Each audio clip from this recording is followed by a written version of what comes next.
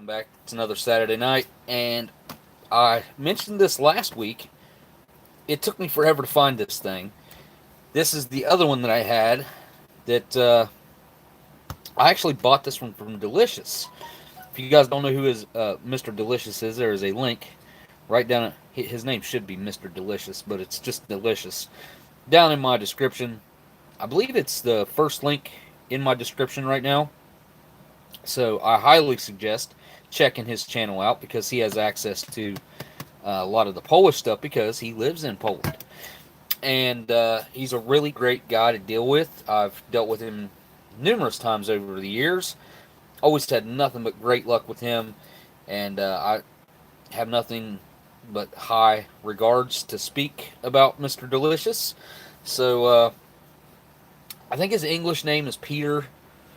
And if it's spelled like Piotr, Piotr, or something like that. I can't remember the exact spelling on it, but yeah. So I did grab this, and it's not as chunky as last week's. Let's just put it that way. But it's still, this bottle, it actually shows quite a bit. A lot of sediment in there. This is kind of more spread out. Usually it's bigger chunks and it's not as spread out. So I'm going to guess this is probably in the earlier stages. And this could be from the 80s. Because I tried to look this one up last week actually. And couldn't really find much about it. Didn't find any with that imported stamp on the top right there. So that means, sorry about that, guys. Of course, it wouldn't be a Oldsmokey live stream unless the live stream kicked out on me at least once. At least once, probably more than once.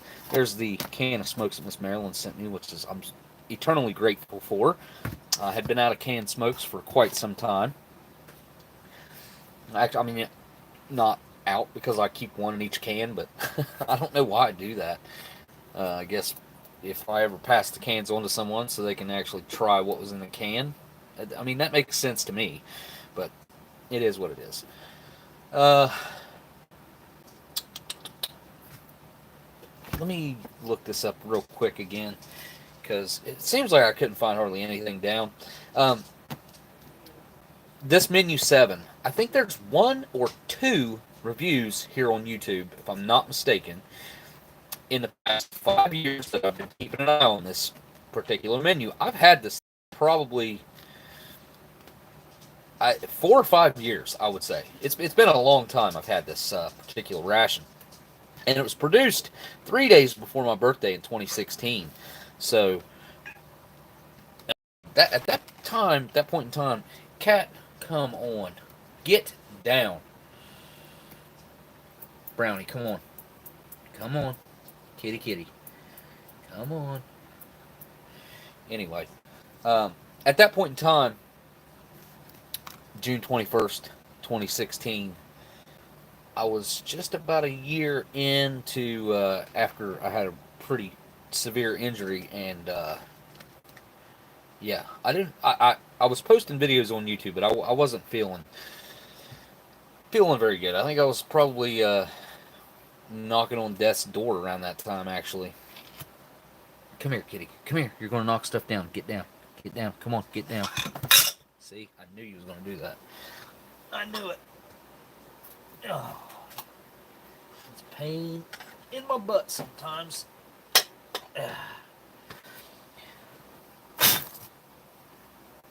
Alright. Anyway, this is going to be what I can only assume is going to be a really interesting ration. I have not seen any of the reviews of this particular menu. So, we can learn a lot by reading the label. I don't know how well you guys can see that, but I will lift it up here to the camera so we can all take a better look at it.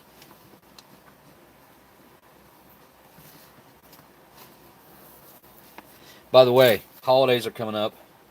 You're going to want to go to AnnandAllen.com, Ann and Allen Baking Company. It's at AnnandAllen.com. Where's the address? Anyway, I know the website's somewhere. Where's the freaking website at? Well, you can make a phone call. You know, go old school. Oh, there it is. Duh. And an Allen right there. I would suggest highly doing so. And there's the little card I found that had the gooey butter cake care instructions. So you have an idea of what she sent me ones that were pre-made. I didn't have to make them, but you can also buy them where you can make them on the spot. So the mix, I'm sure, keeps for a long time. I'm going to guess a year or two, maybe. I don't know what the Best Buy timestamp on that thing would be. Anyway, let's take a look at these menu contents real quick, because I'm going to give the whole menu away right off the bat here. I don't care. It's meal A is specialty pork, Mexican chicken stew, honey forest fruit flavored instant tea, crisp breads. Okay, meal B is pork rolls, rusks, which are those really hard crackers, SU1s, lemon flavored instant tea,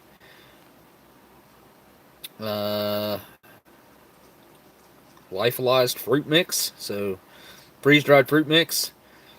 Meal C is pork and gravy, crisp breads, plum jam, raspberry flavored instant tea, and then you have your additional items.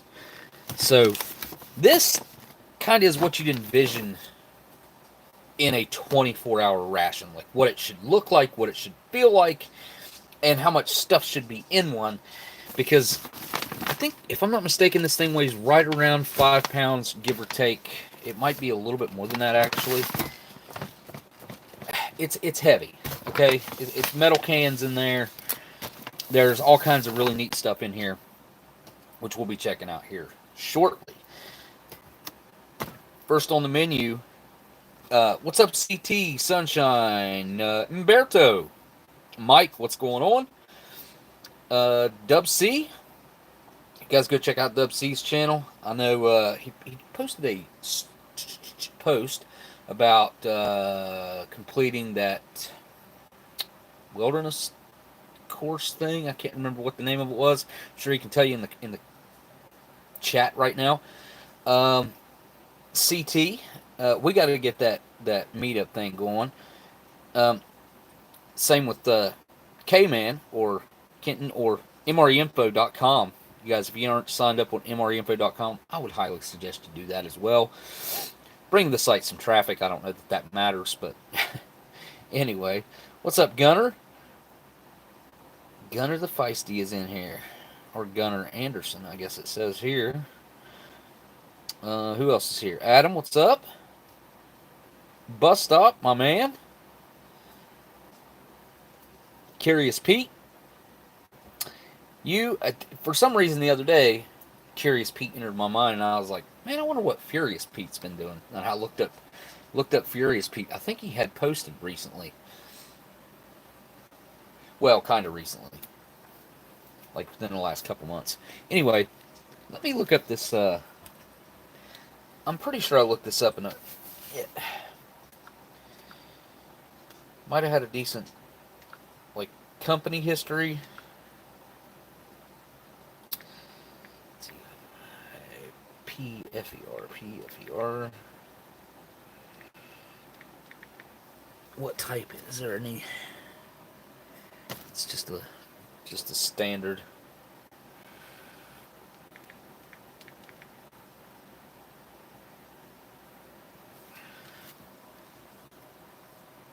Imported by Windy City Imports, Melrose Park, Illinois. Alright. This is a... You can't even see... It's dusty. I did not clean it or wipe it off or anything of the sort. Figured, why? It's not going to make any difference underneath there, so, you know. Is this... Let's see what it says here. It's located in Upper Austria, so a little town called Zipf, which makes sense, I guess, because that's almost the name of the beer. But it's ZIPF, and then this is zipper, I guess. I don't know if that's how you pronounce it. Um, it's described as being spicy, fine, and dry. Um, it's been around for a long time, from what I can see. Da, da, da, da. Now this is a very, very popular beer. I do remember reading that. It may be one of, if not the most popular beer over there. So that's saying something. That'd be like, in my opinion, what Budweiser would be here. I think we could all agree that Budweiser is probably the most popular, well-known beer in America. I'm sure people would dispute that with me, but at the same time, like, I don't know. If you got a better answer, I'm all ears to what the most popular beer in America is. It is 5.4% alcohol, which I don't even know if it says that on there anywhere. See, it does not. Now, when did they start requiring that be on the beers? Let's find out. When did they start requiring the percentage of alcohol be printed on beer? I'm pretty sure it's not on there. Yeah, no, it's not on there. 12 ounce, 355 milliliters. So this is going to predate whenever that was. Let's see.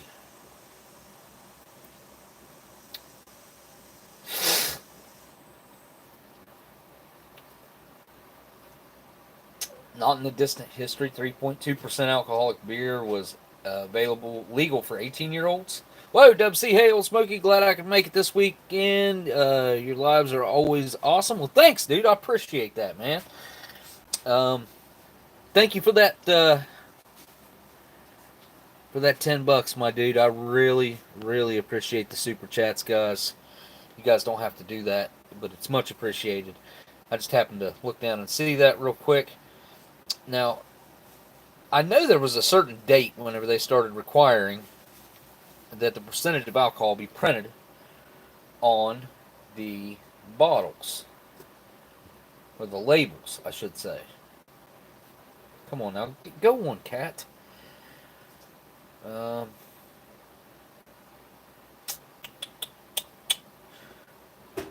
I'm not seeing anything. I see the date of 1968 on here. I mean, that could be right, I guess, but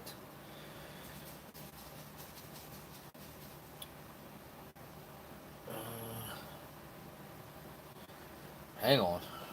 I'm really curious about this. Since this doesn't have the percentage of alcohol printed on it, it should give us a pretty good indication of, at least it should be older than whenever they started requiring the date be, or the amount be printed on. Let's see here, 1972 nutritional content, and since 1972 the Center of Science in the Public Interest has been petitioning the government to mandate the inclusion of key information on beer labels, including the alcoholic content, calories, and carbohydrates. In response, the TTB issued guidelines for voluntary labeling of nutrition contents, ABV, of alcoholic beverages. So they've been petitioning for that since 1972, but it doesn't look like, I can't find anything that says it's even required, which is interesting. Maybe it was printed on the 6-pack or whatever, or 12-pack, whatever this bottle might have been in. If it wasn't sold as a single, maybe it was printed on the, like, 6-pack or 12-pack or whatever that it might have came in. That's the only thing I can think. I'm sure I think they still do that even. Like, if you buy a 6-pack, it doesn't have to be printed on each individual one. It can be printed on the 6-pack itself. I could be wrong about that, though. Anyway, not going to go much further into this. I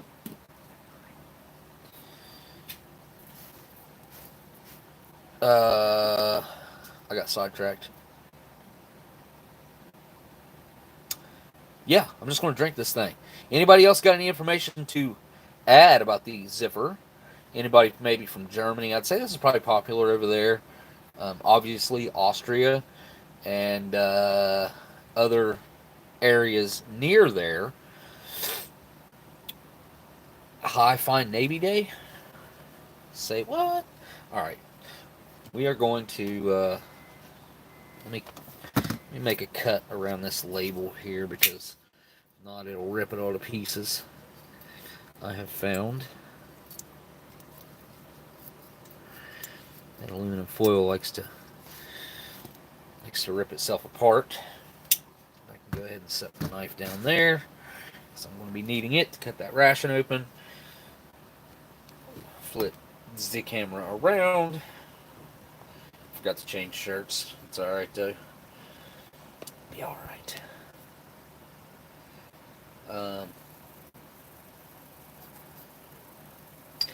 Here we go. Not chunky, but it's like lots and lots of small sediment in there. Well, it's pretty chunky actually. Wow. I wonder if I could get you guys to be able to see that. Let me flip the camera around real quick. Yeah, you can see. Look at that.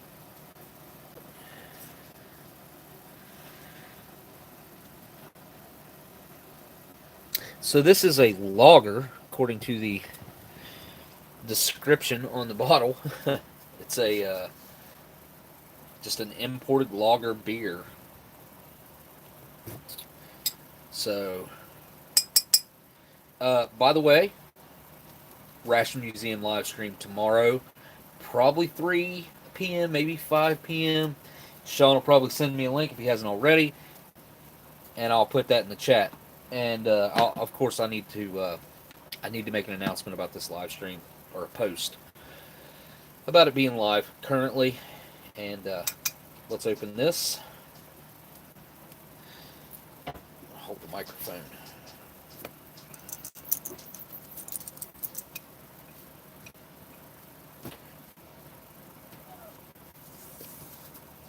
Oh, nice. Bubbled up. See the bubbles on the top? It's because I barely broke the seal on it. Oh, cool. Huh. It's got a different label underneath the aluminum. Huh. Look at this. Hang on. Let me go ahead and pop it off here and I'll show you guys. That's cool, man. Good Lord. This cap is on here.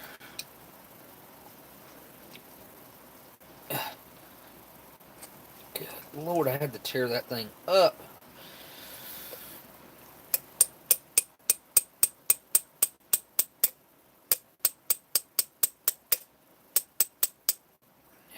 Alright. Check out the... Peeled the foil off the cap. And it says... Braug, Vienna, Austria. Braug? B-R-A-U-A-G. Bruag. I don't know. My pronunciation is probably off. But I digress. Let's see what this lager has in store for me. Ooh, that's strong. Real strong.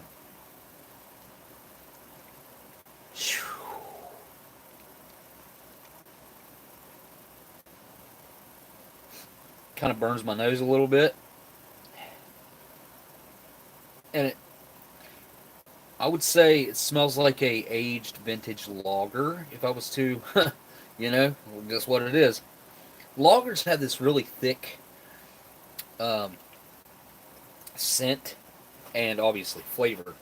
This looks to be light in color, unless this bottle is playing tricks on me. But, I mean, it does look to have a pretty light color in comparison to some other lagers that I've had before. Typically, those are more of a dark color. I'm not looking forward to this one. It's been in the fridge, but it is not cold for some reason. It was in there like 3 hours.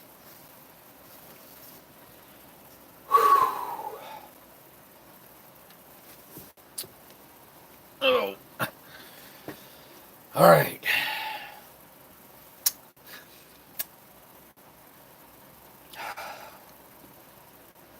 Man, this smells different than a lot of the ones that I've had recently. I know I've said that before, but typically they all have a somewhat similar smell. This one has a really hearty, almost, it's very full and almost like a savory, like it just feels like it's going to be substantial. All right, enough stalling. Down the hatch.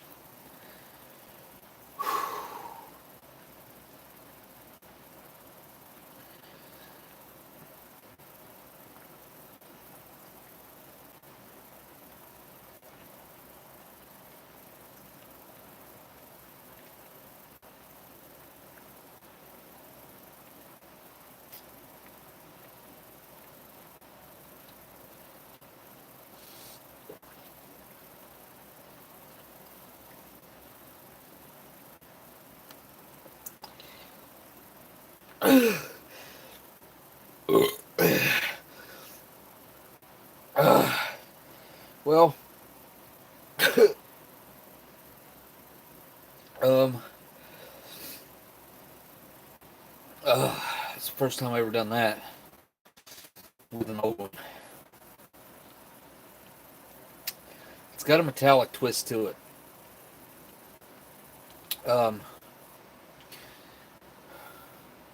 Keep hearing about my antique curtains. They're not that old. Oh. The consensus my brain is telling me is I don't like it. After about the first 3 swigs, I knew if I stopped, I probably wouldn't go back in and go for a second. And it has this dryness to it that it really dried the back of my tongue and my throat. That dry feeling that I describe that I get from tannins that are in coffee and tea. If you have a coffee or tea that's really high in tannins, you'll get like this dry sensation, or this, what I would describe as like this dry sense of feeling whenever you're drinking a liquid, which is odd to say and odd to think, but trust me, it does happen. The burps are awful.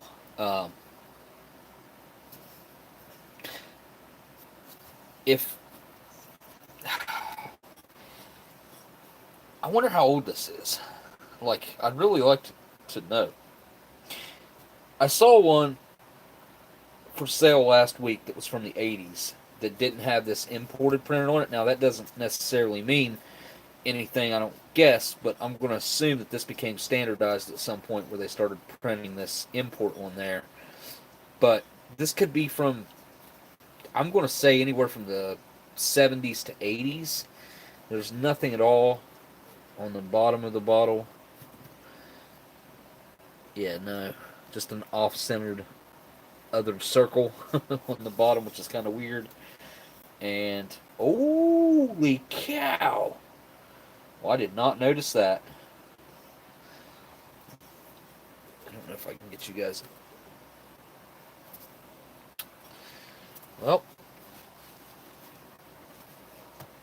that just happened.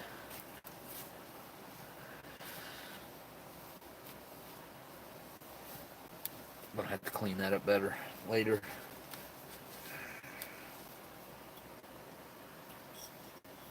Okay, so there's no way I'm drinking what's there, because look at the bottom of the bottle. You guys can see some light through right here. The rest of that is just the stuff that makes up chunks. It looks like mud. It looks like legit brown, dirty mud. gonna flip the camera around and get you guys down in there. Look at that. Oops. Look at that. That is part of what I ate. Yeah, no date code at all. Sunshine. There's not. I mean, there's literally nothing on here. Oh, I don't know if you're maybe you're not talking to me, but if you are, there's nothing on this thing. 12 fluid ounces, 335 milliliters, brewed and bottled in Austria. So this made its way all the way over here from Austria back in the 70s, 80s. I'd say this thing's at least the 80s, and it does. It legitimately looks like mud. I mean that's not like a solid bottom of the bottle. Hang on, where's that see-through spot? Where's it at? Did it disappear on me? Hang on. Oh, yes, it's doing things. This is interesting. There used to be a spot that you could see through it over on this side over here, and now it has filled itself in with this mud-like substance. Well, that's cool, man.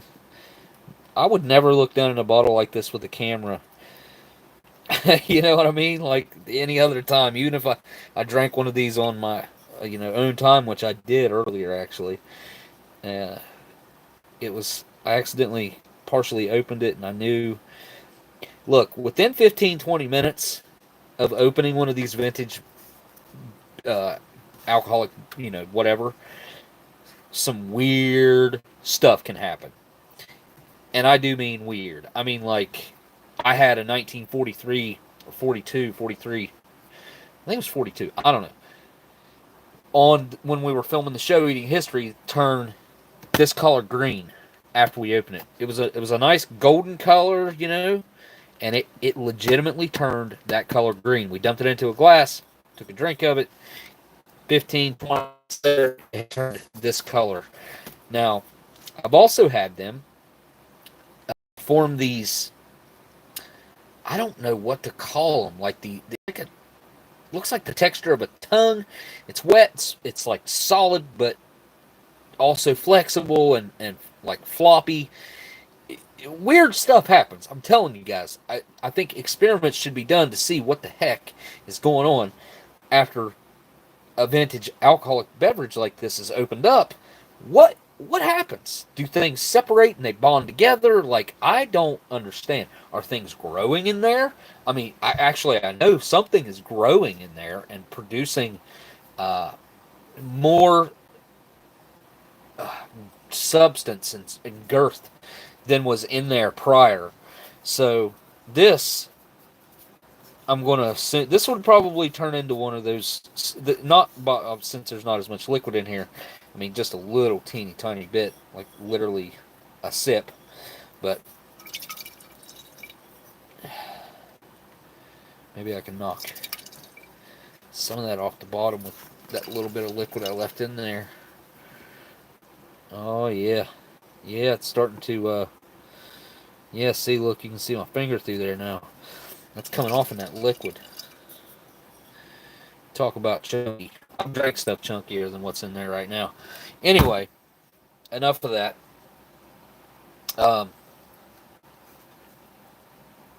Oh, yeah, got a new vape machine that like lights up, and I got a screaming deal on it. I paid like 16, 15. No, I paid $12.50 for this thing. $12.50. Hang on, let me think here real quick. $2.50. That's 5. Would be $12.50. I paid like $14 for this thing, and it's awesome. I mean, but it goes like it's at 32 right now. It goes way, way, way up in the watts area, and I turned it up to this 225, barely touched that thing, and it just lit it. It like lit it on fire. It was nuts. Wasn't cool. But this thing, it's working really well, and I have just about quit again. So let's just go with 33.3.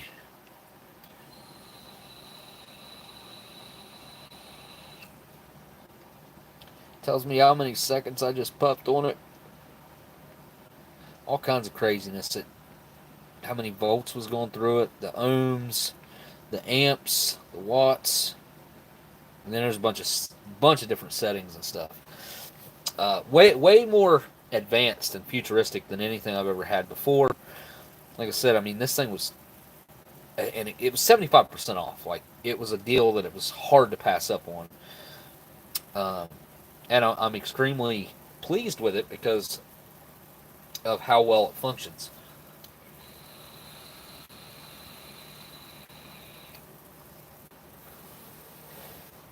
Ronald, do you like the cat?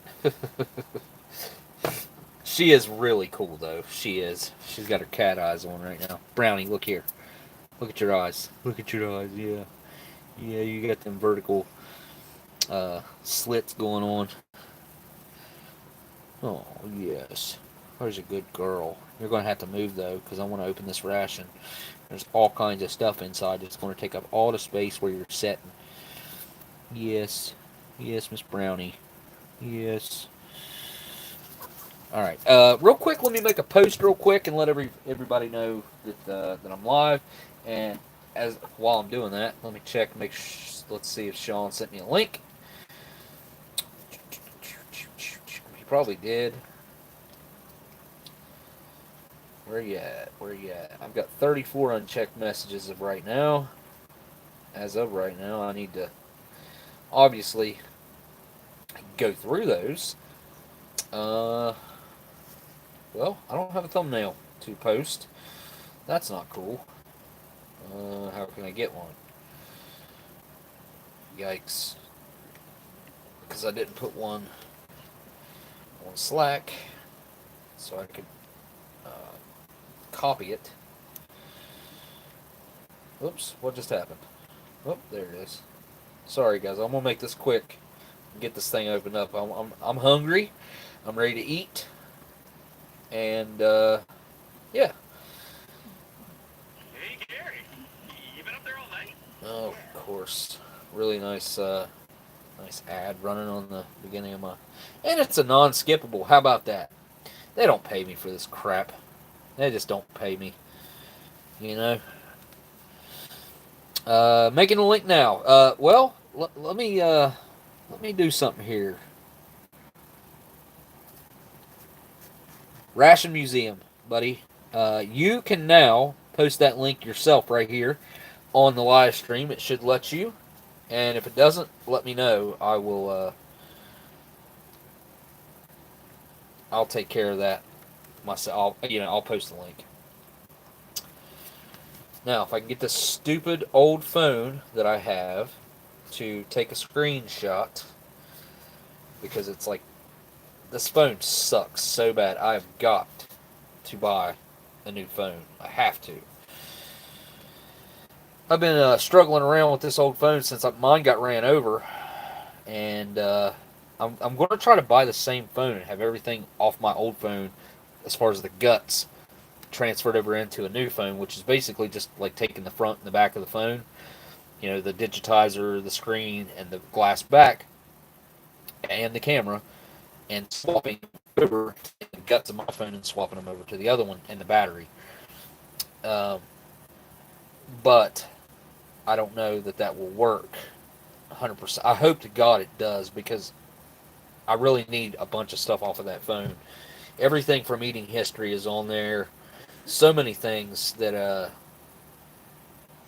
will be gone if I can't make that happen.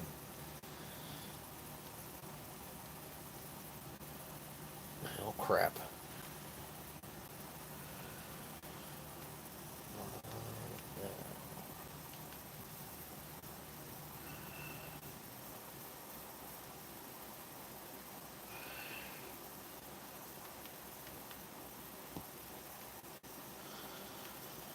All right. Post created. Good deal. All right, that was good enough. Alright, I might have got a link from Sean here. Nope. RC Gusto says he can't make it. He's at work. Which, he's a healthcare worker. Working hard. Now, before we get into this, I want to say this ration is from June of 2016. That is the production date right there. Wait a minute. Why does that say best before? Okay, yeah. Production batch number is 6/21/2016. Like I mentioned earlier, 3 days before my birthday. This the best by date is 2 years and 40 days, or a month and 10 days roughly, after. So that's a weird 2 years, 1 month, and 10 days after the production date. It's kind of cool. Before I get started on this, I'll be right back, folks. Make it real quick.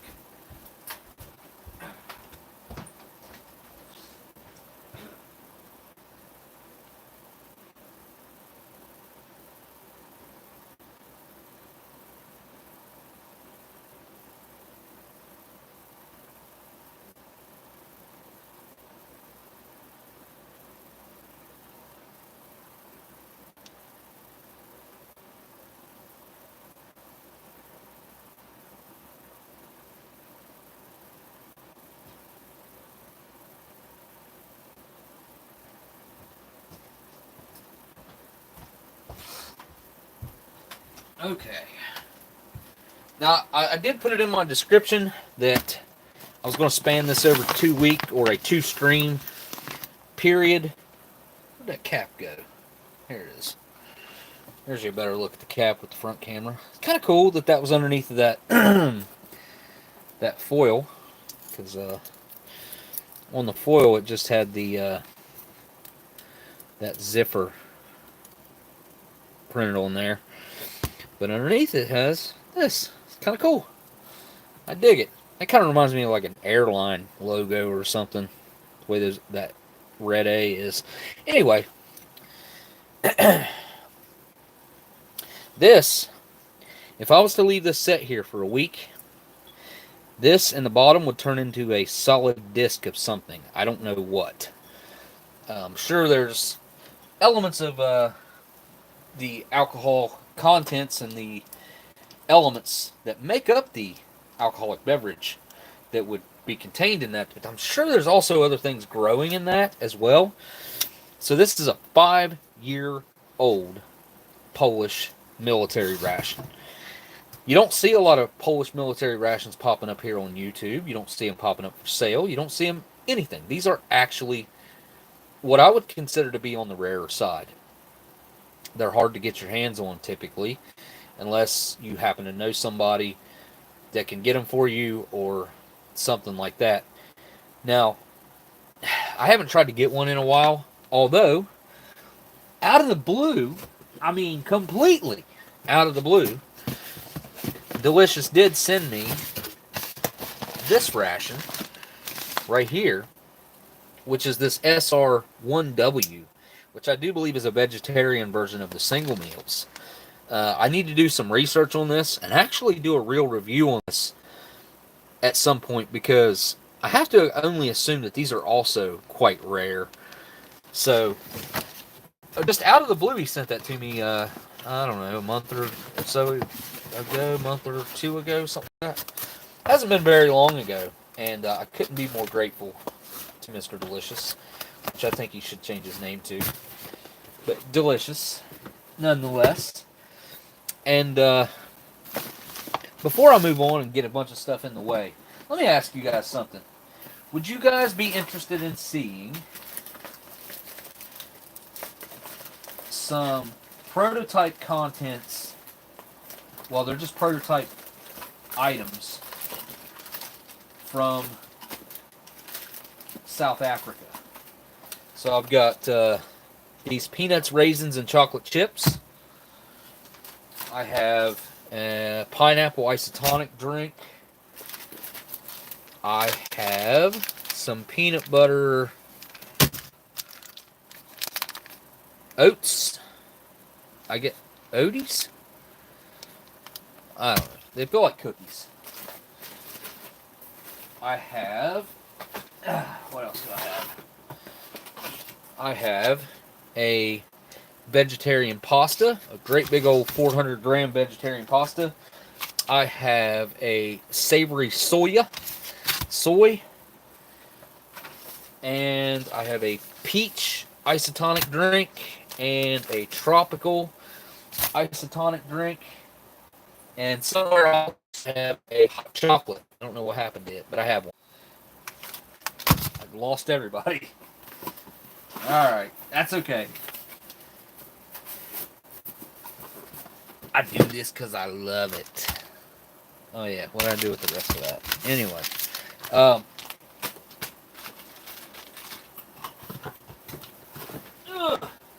As I was saying, would you guys be interested in seeing those prototype items? Sorry about that. I had to shut the app down twice because it said YouTube is not responding. And then I had to clear it out of my history and come back in. It took me 4 different tries, shut my Wi-Fi off, turn it back on. And apparently it wasn't my Wi-Fi, it was YouTube. I don't know, because my Wi-Fi was working perfectly fine. Very strange. Very strange. Anyways, prototype South African military ration items. I think would make... I think it'd be cool to see them. I mean, I don't know. I really don't know. Because a lot of those items, I don't know if they've made it into military rations, and I can't tell you where I got them at, because that was kind of part of the stipulation of me getting them. But the person that got them works with the South African company that produces their personal military rations, or their country's military rations. And I don't know if those things ended up getting beta tested and making it in, or what. But I have them. I think they're probably a couple years old at this point. Maybe not even. But anyway. Me personally, I think it'd be kind of cool to try them out and taste them and see if they're any count. Because the South African rations were, I don't know, I would say lacking a little bit on especially their quality. With the one that I had, which Steve provided to me, which was I'm very thankful for. Alright. Man, I'd like to use a razor knife on this, but I'm not going to. My knife is really sharp anyway. Okay.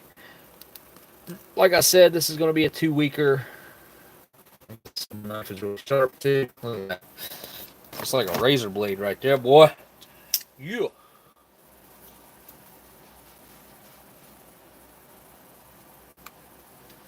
Yeah, that beer did its job. 5.4%. I would almost venture to bet it was a little higher than that. So, like I mentioned earlier, if you guys were here in the chat while I was talking about this is what I envision a 24-hour ration is supposed to look like. This is the amount of food you'd think you'd get for 24 hours. It's a lot of food. It's heavy. I mean, this is 5-6 pounds, I would say. I mean, it feels like it's over 5 pounds. But again, it's got metal cans and stuff in it. So let's take a look at what we have here. I'm just pulling items out one at a time, and we'll go through them. Right here we have our crisp breads, which is a nice thick pack of crisp breads. We've got a couple things of cutlery, which have a little teeny tiny spoon in them, a knife, a fork, and a bigger spoon, and a napkin. So I think there's one more set of cutlery in here, if I'm not mistaken. We've got a bunch of drink mixes here. We're going to have 2 different varieties of tea, one lemon and one fruit. And it's going to be hard for me to figure out which. Anyway, there's 3 of those. These are probably the lemon. You get more of that than you do the fruit. I know that for a fact. Here is our stove kit, which I want to show you guys because this is pretty cool. Very inclusive, and it comes with it comes with everything you need. Like if you're doing this out in the field, if you're actually eating this ration as a military guy or gal out in the field, this you're gonna be able to make it happen. This is another huge bonus of this Polish 24-hour military ration is this 100 gram 60% cocoa dark chocolate bar. I mean, that's luxury right there. That's a nice little luxury touch. Here we have a really nice fruit bar. This one is fig flavored. Not my favorite, but still outstanding. I love these things. I really do. So much that Delicious actually sent me like about 9 of them one time. Because I asked him if you could find them in stores anywhere. And I think he did. I think he actually ended up finding them in a store somewhere and picked them up and sent me some. It was awesome. Okay, here we have another package of what reads out from my eye to be exactly the same as those. And another one that's going to read out the same. I'm going to have to look at those closely to figure out what's what. Here is our contents list. I don't remember getting this in the last one. That's kind of weird. I don't remember ever getting one of these, actually. This is the first time I've ever seen a paper come along with a Polish ration. Interesting. I have no idea what this says, because I can't read Polish.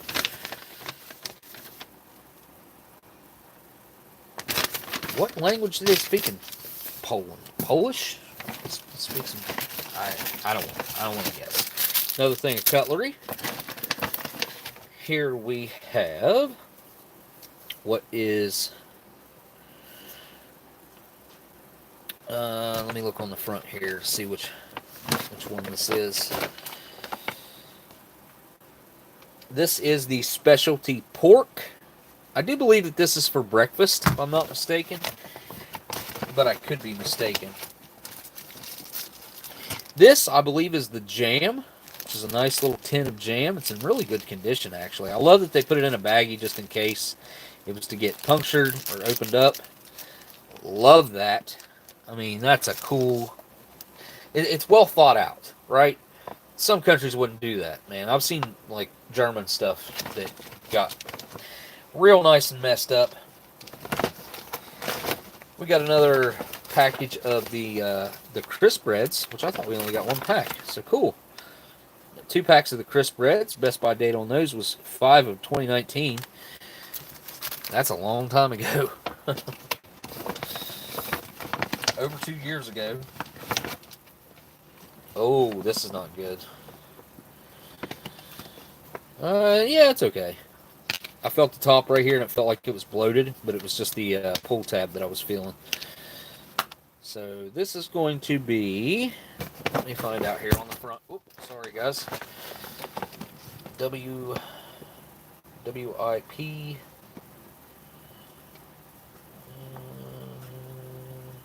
Soci.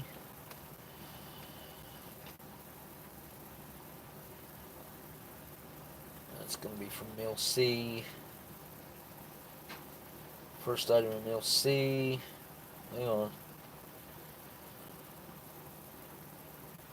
Wait, that's pork and gravy? No way. Hold up. With Soci. Yeah. That's the pork and gravy. It's 190 grams. Is that correct? Doesn't say. Huh. I guess that's the pork and gravy. I don't know. We might double check that. Just to double check it. Here is our freeze-dried fruits, which is awesome. What an item to get. Too bad we don't still do that. Here are rusks, or tank treads, or ridiculously hard crackers for anybody with common language there. It's just, they're ridiculous. Here we have 4 wax-coated paper cups with all kinds of little candies baggies and whatnot on the inside. We'll take a look at that here in just a second, along with the stove as well. Bonus land of awesomeness. Here we also have a pouch of honey, or a tin of honey, a little tin of honey. It's freaking awesome. So cool. Obviously, flower honey.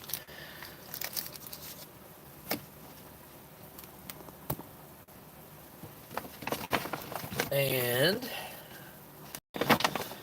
let's see what this one is. This is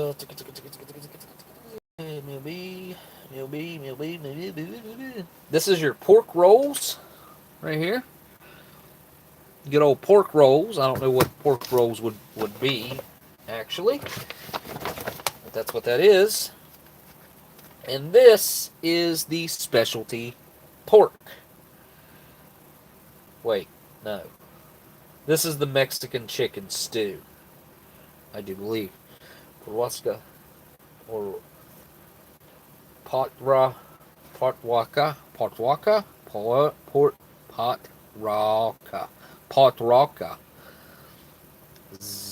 Kurzaka, potwakas, or yeah, y'all get the point.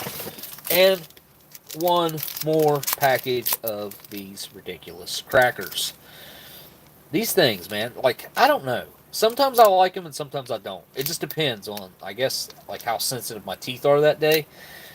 Sometimes I can eat them and it's like, these ain't too bad. And then sometimes it's like, damn, man, these things are hurting my teeth. They do. They hurt your teeth. And that is the end of what is in this bag. Now, everything looks to be okay, just so far, judging by looks alone. Let me put this back here because I put a lot of stuff back in there. This was the pork roll. No, what was this? Hold up. This is Mexican chicken stew or something. Mexican chicken stew. What's the second meal? Pork rolls? Hold up. This can't be right. What's meal C? Oh, pork and gravy. Meal C. Okay.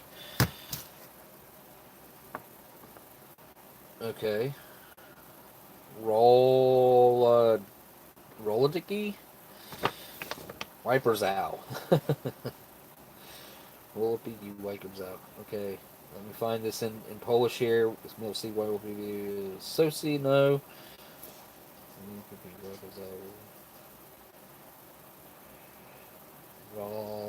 Yep, okay. It's meal B. This is pork rolls right here. This is the pork rolls. And this is Mexican chicken stew. Yes. Okay. Alright.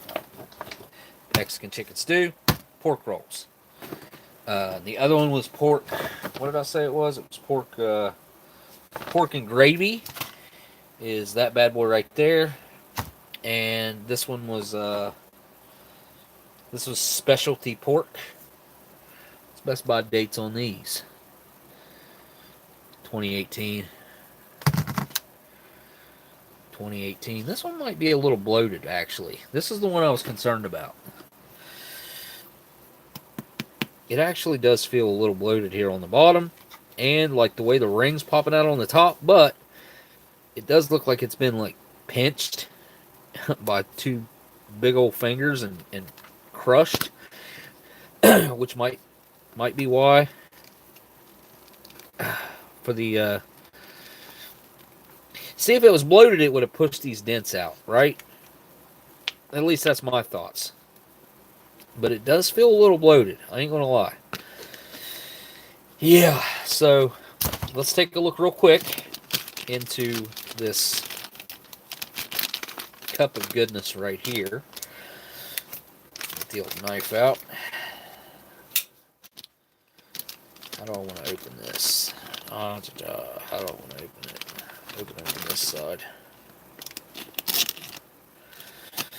I sharpened my knife, and boy, is it sharp. I ain't used it much since I sharpened it. Used it a little bit, not much. Not enough to dull it. Alright. We got, looks like one coffee candy per meal. So we got 3 of those. These are actually caffeinated. And this is going to be your only source. Well, your tea. Your tea is going to have caffeine in it. My bad. We have 1, 2, 3, 3 vitamin C candies, which feel perfect still. Good deal. That's a good sign.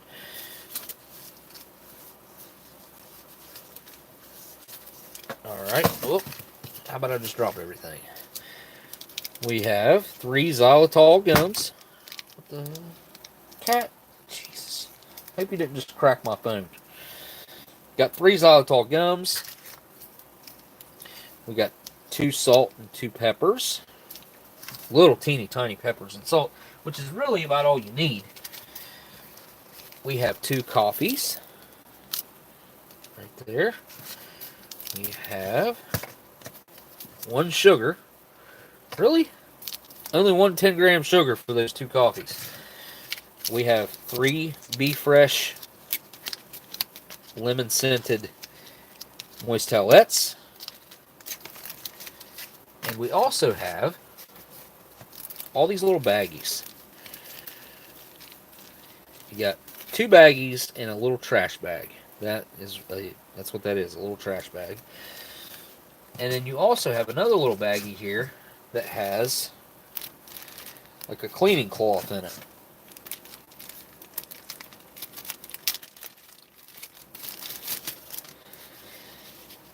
It's got a little bit of toughness to it, I'd say.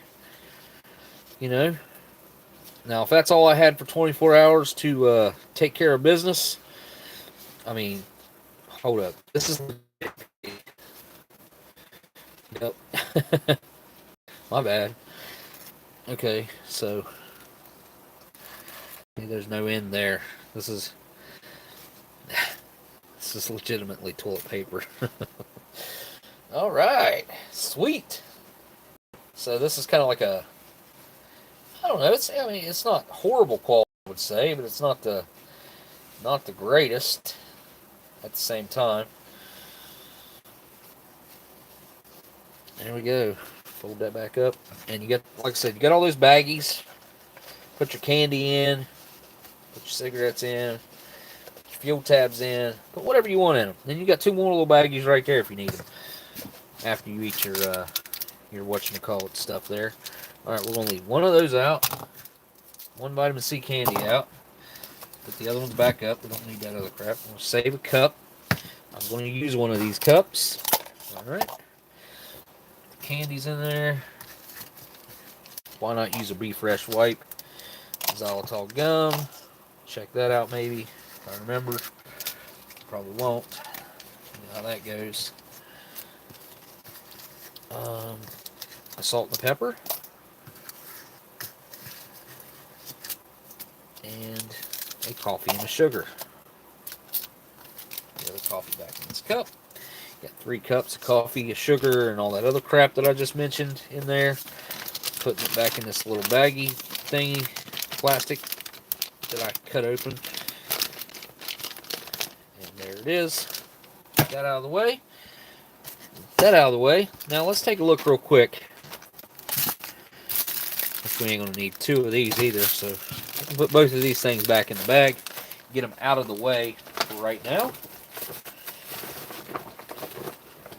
Which is a good thing. Alright, kitty, you got to go.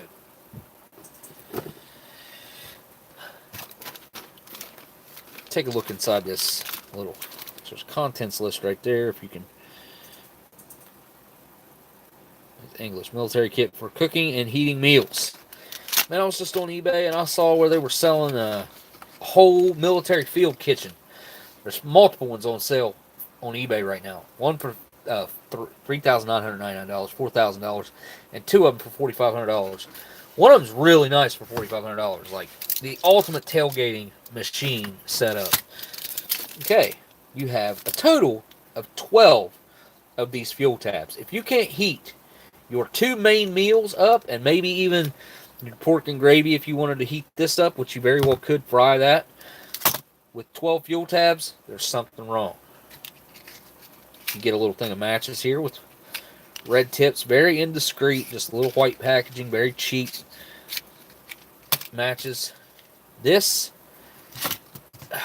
is for your cans. You're supposed to bend it. That hook's on the top.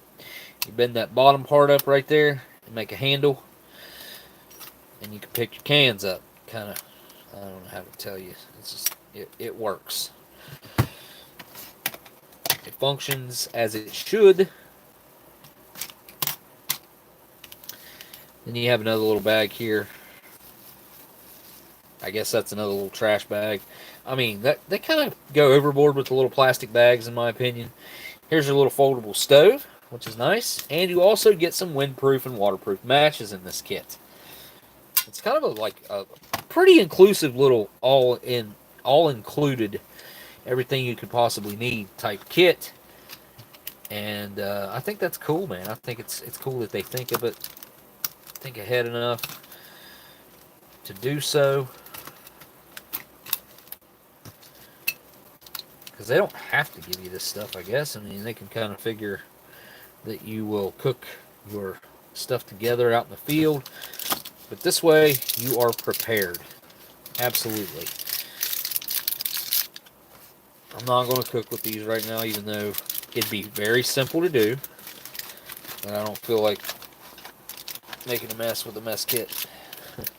It's a lot easier to throw it in some boiling water that I've already got going. Oh, there you go.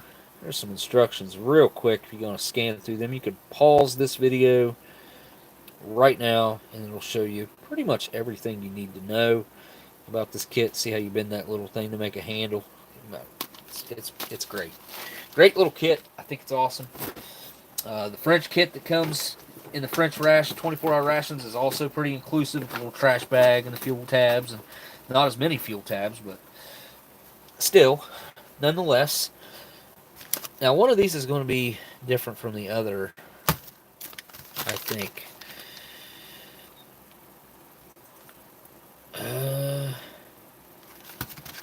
Are these really produced in 2014? Wow. I wonder if that's what that means. Anyway, we're going to go with these. They feel a little bit better than the others.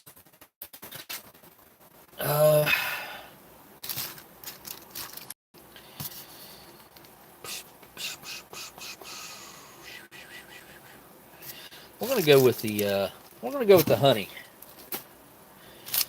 One pack of those things. Tank treads. See if I can figure out which one of these teas is different from the other.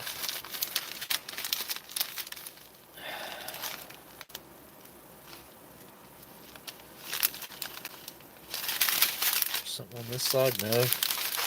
I literally cannot tell a difference. Oh. Wait. This one there's 3 words there.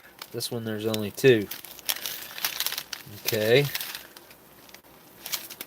Most of them only have 2 words. There's 2. Wait, 2, that's different. 3. 2 again. So this one, wait a minute, where'd it go? This is the only one like this, whatever this is.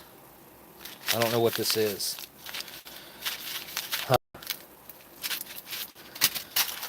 What did the contents say real quick? Let me see if I can figure out what drinks are in this bad boy. Oh, common items real quick. Additional items. Instant coffee, 2. Sugar, vitamin C candies, 3 pieces. Natural coffee extract candy, 3 pieces. Chewing gum, 6 pieces. Dark chocolate, 100 grams. Baton cereal and fruit flavored fig salt. And then salt. There was supposed to be 2 fig bars in here. Come on, really? Well, that pisses me off. I really wanted to have that second fruit bar. I didn't get it, though. Sugar, vitamin C candies, 3 of each of those. I'm supposed to have 2 more sugars, too. What the heck? Anyway, moist napkin, 3 napkin, blah, blah, blah. Where's the teas at? Where's the tea? 4 disposable cups. Instant coffee, vitamin C candy, natural coffee extract, chewing gum, dark chocolate. I'm not seeing it. What does it say? Must be up here in the regular meal list. Huh. Okay. Pork rolls, lemon flavored instant tea. Lemon flavored instant tea drink. Meal A, you get instant tea, just regular. Oh no, forest flavored instant tea drink. There's 2 lemon, and let's see what the third one is. Where's meal C? Raspberry flavored instant tea. There's 1 of those. So there's 2 forest flavored, 2 lemon flavored, and 1 raspberry. All right, I figured it out. Awesome. That's all stuff. What was this? A specialty pork and gravy. So I'd like to try to fry this up, so we might do that next week. I'll open this just for giggles for you guys, but it's not my forte. Since I'm opening a breakfast item, I will save this for the next week.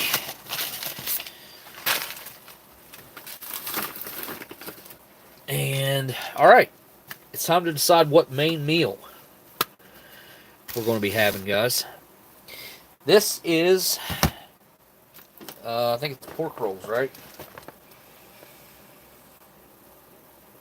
Nope, it's pork, nope, yeah, wait. Yep, pork rolls. So this is pork rolls, and this is Mexican chicken stew. I'm not even, I don't know. I don't know what pork rolls might be. Really? Hey, yeah, forbidden fruits, right? I'm looking to you guys. Which one do you think, which one would you guys rather see? If any at all. I mean, maybe you don't really care. Pork rolls, which, is there an ingredients list on this bad boy at all? Just says, yep, just pork rolls. I'm sure there's something here on the can. Nothing in English, though. I'll bet you it's 53% pork, though. That's pretty good. Might be cabbage rolls, pork rolls, Renee says. Alright. Easy enough. Pork rolls it is. I wonder if their Mexican chicken stew is anything like our Mexican style chicken stew. I mean, that's a good question, right? Alright, now as far as these teas over here go, I don't freaking know what's the difference between one and the other.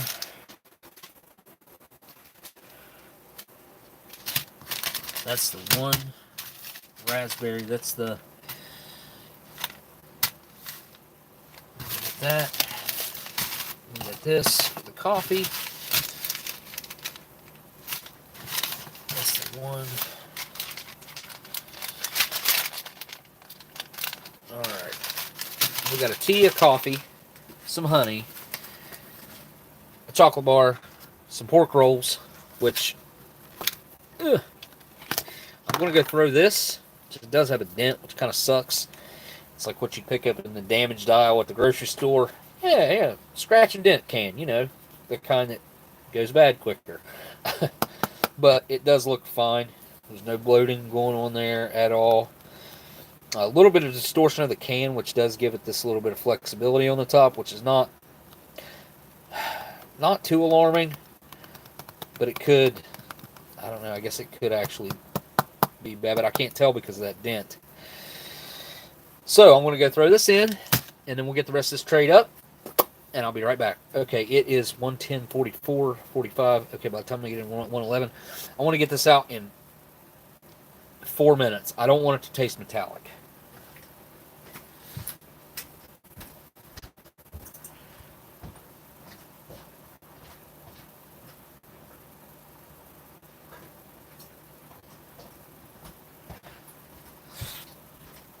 I think 4 minutes in rolling boil water. That should be plenty, right? to heat it. That's all it's got to be is heat it up. You can eat any of this food cold. It's all pre-cooked. 100-gram chocolate bar. Why can't we do something like that in America? You know? You know what I'm saying? You know what I'm saying? Shoot, Tommy. Alright, let's do this. We got the vitamin C, the beef fresh, the salt and pepper I gotta get out of here. Meow, meow. Alright, there you go. No creamer, although I may add some of my own. I doubt it, but... Am I supposed to save half of this for the other coffee or what? I'm not doing that, but... Oh yeah, that's big crystal coffee. Or, coffee. Sugar, too. I like that. Don't fool around over there in Poland, boys. And you got your kawa. It's your coffee. I believe this is an extract, it said. Does it tell me how much water I'm supposed to use? I'm going to guess that's maybe 300 milliliters. No freaking clue. Look at that.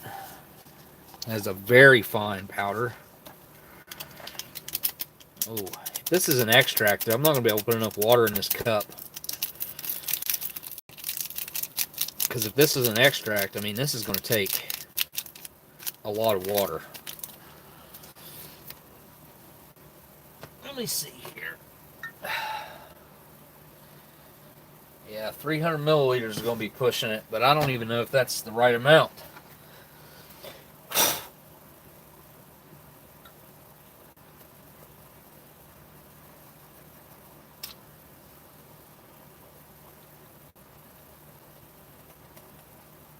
Something in the bottom of my cup. Not cup.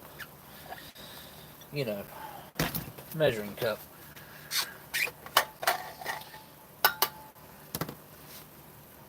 I'm going to put 300 milliliters in this cup, but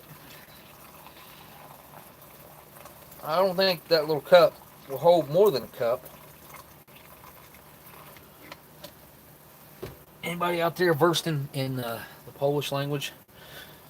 Let's see here.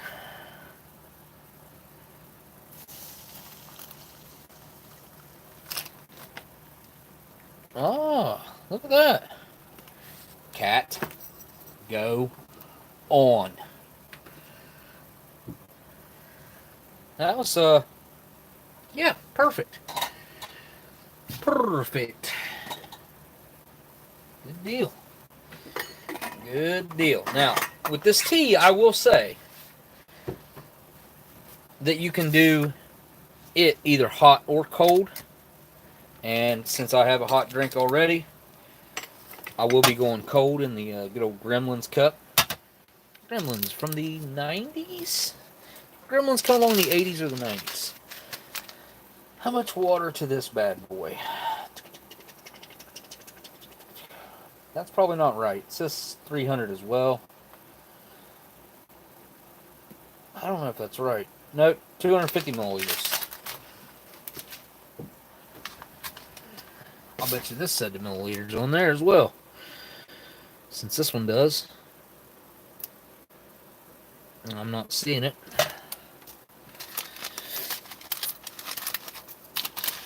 Oh, I got the raspberry. The one? Oh, wait a second. This must be the fruit one. Because there was two of these.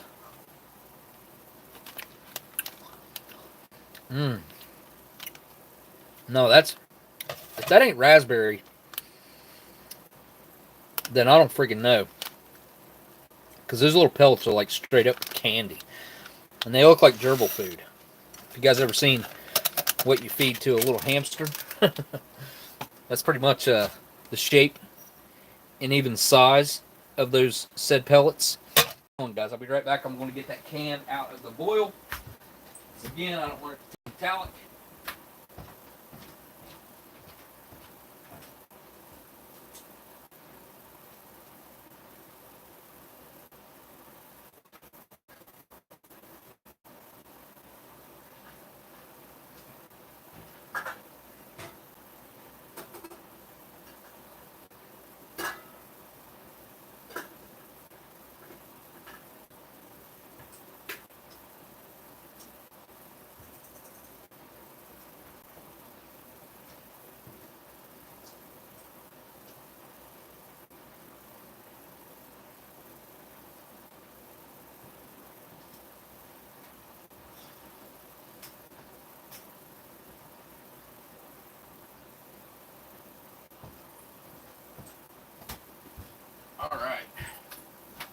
So the label came right off of that bad boy.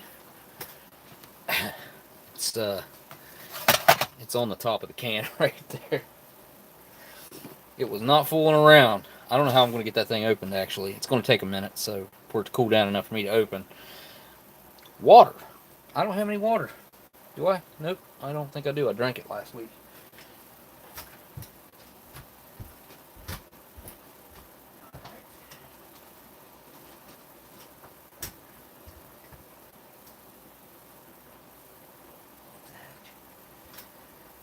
Alright. 250 milliliters, which is, what, half a cup? Or it's a cup. It's a cup. It's 8 ounces. Roughly. 8.45.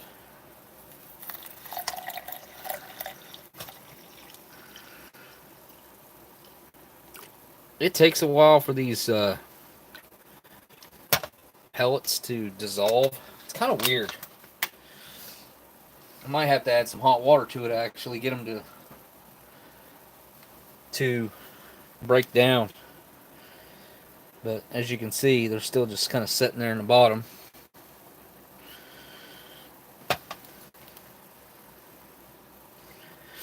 Haven't opened the silverware yet. Let's go ahead and do that.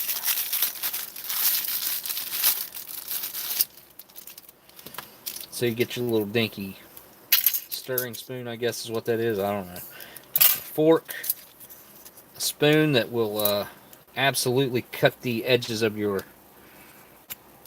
mouth, the corners of your lips. That thing is almost as sharp as a razor sometimes. You need a little knife to hack away at stuff with. And here is a decent set of napkins. You get 2. Nope, sorry. You get 1. One that folds out into a longer, it can, essentially 2 napkins.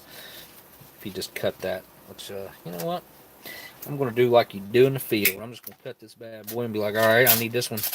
I need one of these later for this meal's exit. And I'll save the other one to wipe my mouth with and whatnot right now to be a proper gentleman at my dinner here that I'm having. If I could not be such a douche right now and actually cut this. Yep, this went disastrously. I'm just gonna rip it with my fingers.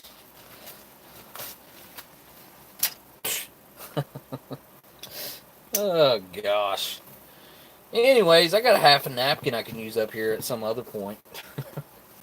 Why I went through that, I have no idea. What bright idea I had pop in my head was like, you know what, that looks like 2 napkins. Make it 2 napkins. So I made it 2 napkins. Got some honey. It's mild honey. Right? That looks like it should mean mild, right? Well, in English, that looks almost like mild, just missing the L. Redneck talk for mild. Oh yeah, I mentioned you get a little extra baggie for whatever. Put your, your goods, your good stuff up in there. Keep it dry. Stash it for later. Whatever you feel like. Special pork. 77% pork. And then a little bit of Yoda to go along with it. 100 grams. Let's see. Crown. Won't make you frown. Well, that smells like some really special pork.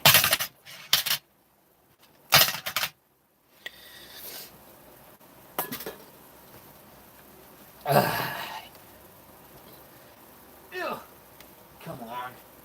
Come on. Stop it. The crisp breads.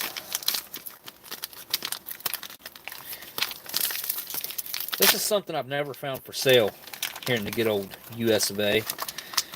Is is these crisp breads like this. Let's see if these are still fresh, because typically these are one of the first things in my experience that goes off. As far as like staleness, these usually go stale. Let's find out.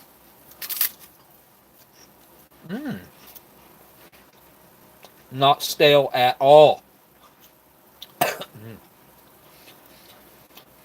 Those are actually the freshest ones I've ever had. Then you got these stupid things. Hang on, let me swap to the other pack. I doubt I'll even eat the other pack, because I'll probably save one of these for next week. It won't make no difference if I can freaking find them. It's gonna drive me nuts now. I know they're in there. I know you're in there. There they are. The reason I just done that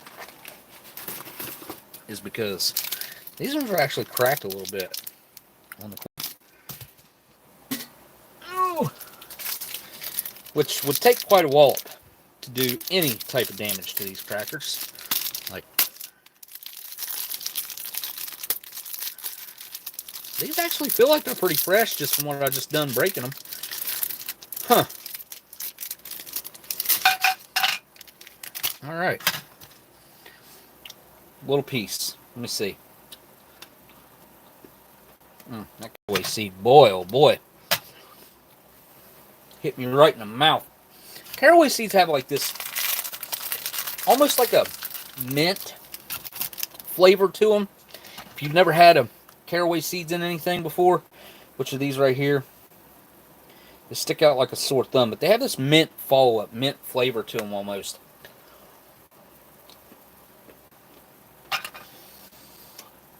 Those are extremely fresh.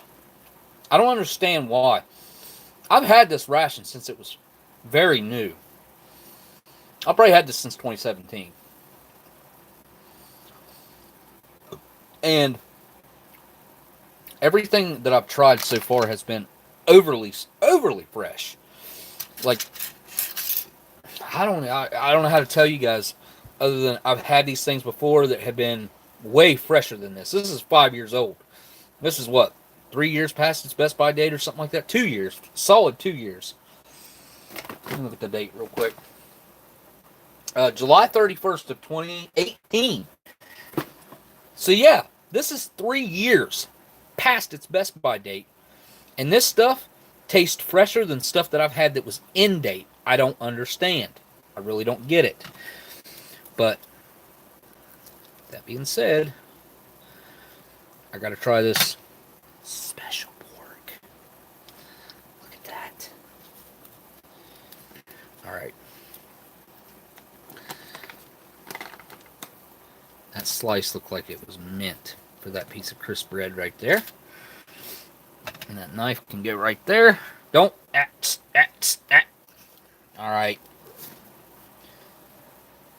Go on. Alright, here we go.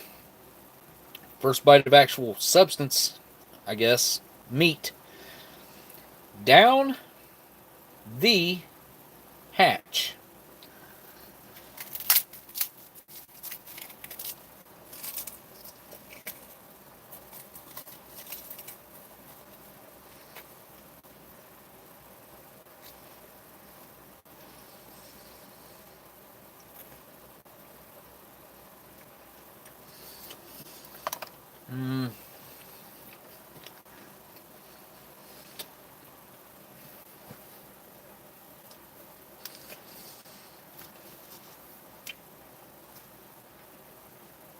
Pretty salty.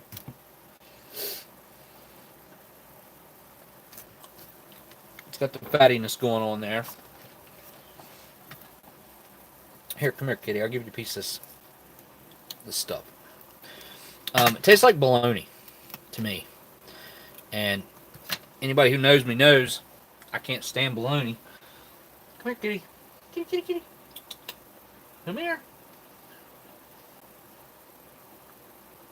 Come on, hurry up. Come here. There you go. Right there.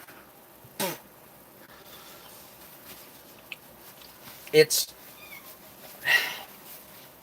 honestly, if I was able to fry this right now, I would enjoy this. But in its current state, it's too mushy, it's too soft, and gelatinous. You know what I mean? Like it really is. It's almost spreadable, I would say. The flavor's not bad. Finish off this crisp bread with it. But it's just not, it needs to be firmer for my likings.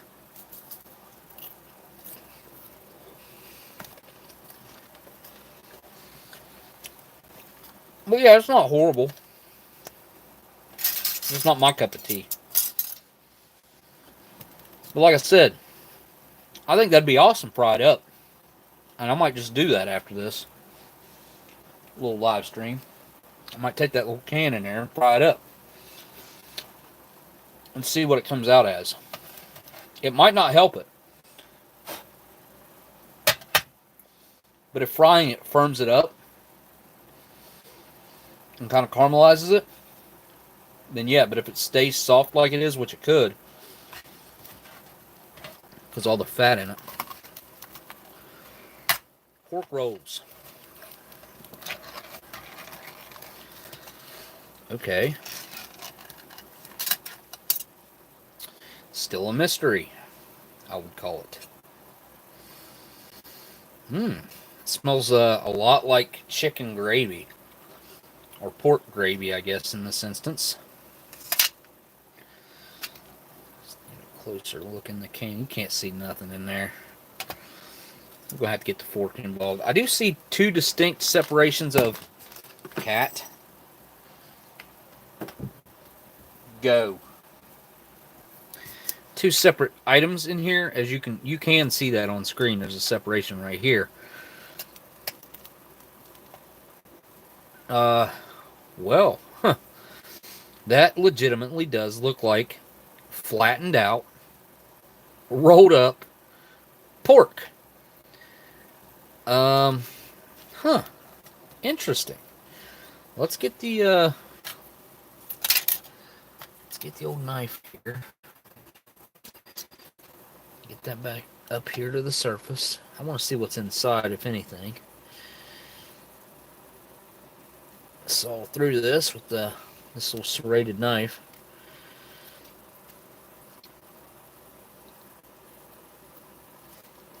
Maybe I need to get out my real knife. There's definitely stuff in there.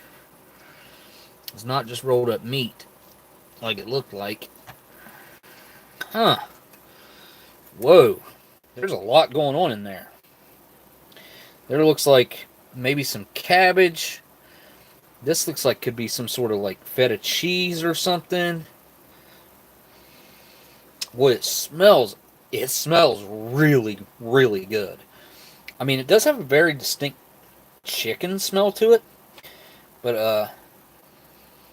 I have a feeling that's because of this gravy that it's in. And holy cow, I mean, there is a lot going on inside of that little condensed meat roll. Let me get you a close-up. Break out the flashlight because the camera's shadowing it.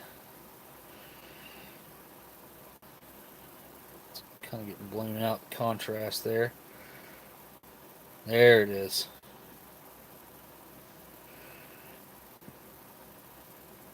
I don't know if that's cabbage or what. This does look like something that you might get in a restaurant bin. This looks quite elegant and quite well put together. And you know, let's see where that separation is. So cutting it down through here would actually give me about a 50-50, a bite of everything.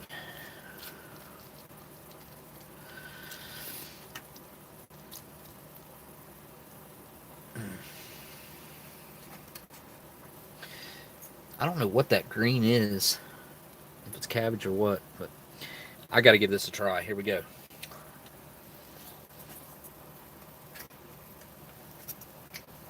Oh, wow.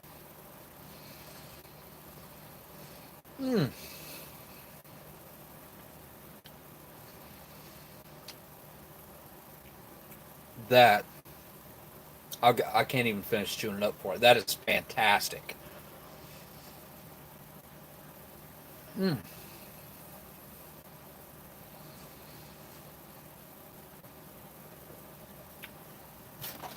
So the pork itself feels like it's got a really nice firm texture to it, but it's very well cooked. It's a little bit firm for probably some people's taste, but I like it. The flavor is outstanding. Really, really, really, really good super chat. Hang on. Sorry. Thank you, Miss Marilyn. Cyanide Cookie says, if you fry it up, Smokey, post a photo and review it on your Patreon Insta page. Yeah, okay, that's a good idea. I could do that. If after I get done cleaning up and everything, I still feel like frying it up. Or I might even put the lid on it and do it tomorrow. You know what? I think I got to... Do I have... No, I don't have a freaking lid to that little one, do I? I'm sure I can put a baggie. Put it in a baggie or something. I can put that big lid on it for right now to keep it. But thank you for that suggestion there, Dan. Cyanide cookies from Australia, folks. He's my dude, man. I really, really appreciate Dan's company, and I talk to Dan quite a bit. So, you know, it's hard for me to pick anything out except the pork. Like, I don't know what this is. Hang on.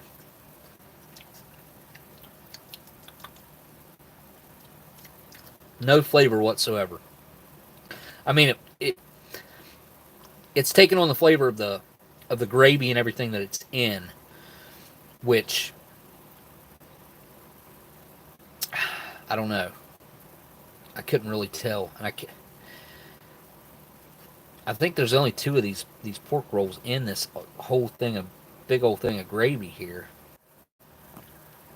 My bad.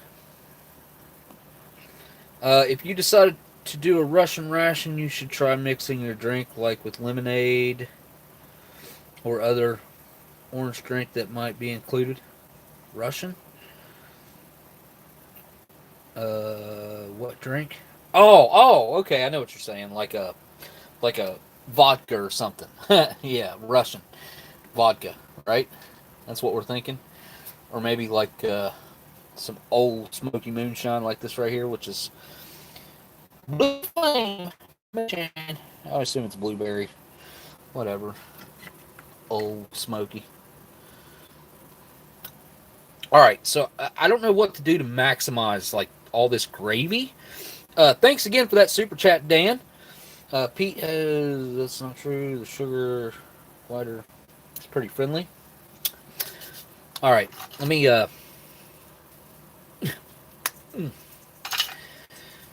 I'm going to do a spoonful of this gravy here with a piece of this rusk or biscuit or cracker.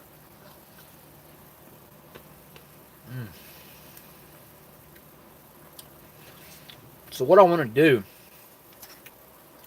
is chop this up. This wonderful pork roll. Need the fork.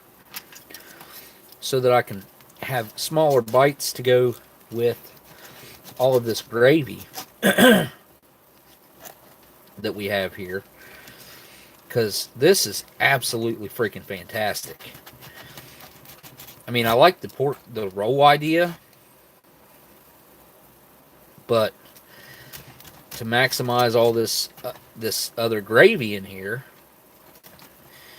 and to spread it out some, I assume that's what I'm doing here.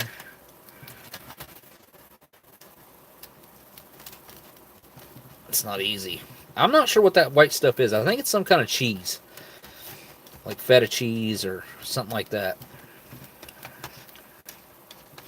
I'm sure I could translate the ingredients list and find out.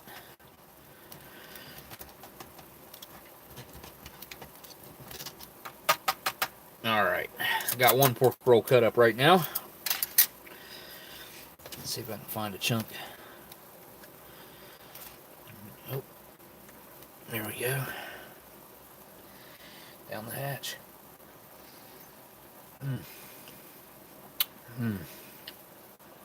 Yeah, it's like a pork soup. Really tasty.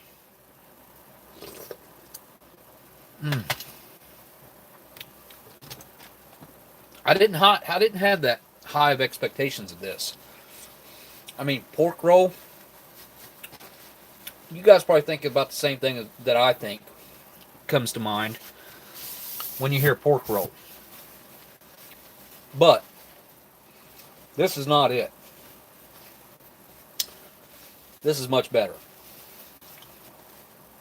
I don't know. I'd venture to say that this is up there on my list of favorite mains. I tell you what, the Polish, they know how to kill it with these 24-hour and single meals. These 24-hour rations and single meals. They feed their troops good.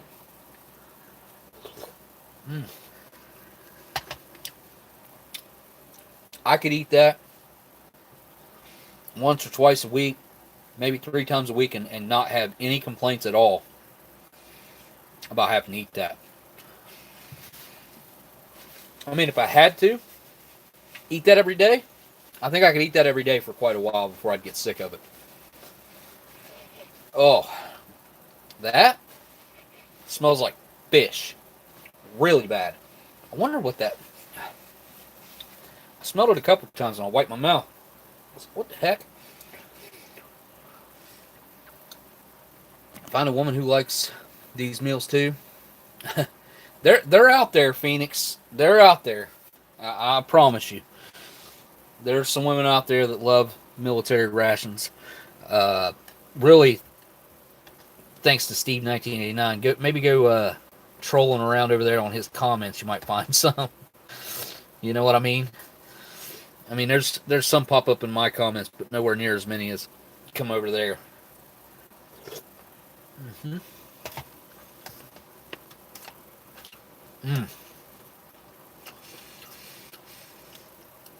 This really is fantastic.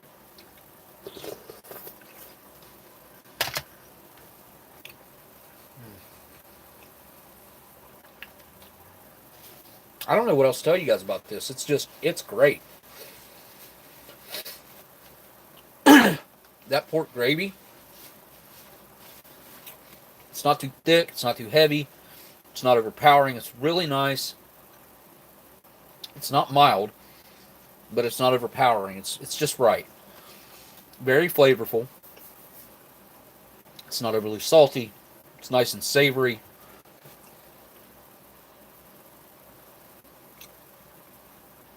I mean, if I was to rate this out of 10, I mean, I'm thinking like a 9, 9.5, something like that. I got to leave room for more. I would give it a solid 9. That way, I got that 1 point to play with, because there are other meals out there that I really like as well. And one of my favorite so far international ration mains ever is the it's a cheese chicken main in a Polish 24-hour. It's menu 5, and that has been my favorite Polish, well, any international main ever. So good. All right. Whoa. Just about spilled that. Maybe I did a little bit. Nope, I didn't. All right. Give that tea a try. I'm pretty sure this is raspberry. Let me give it another shot. I tried it raw.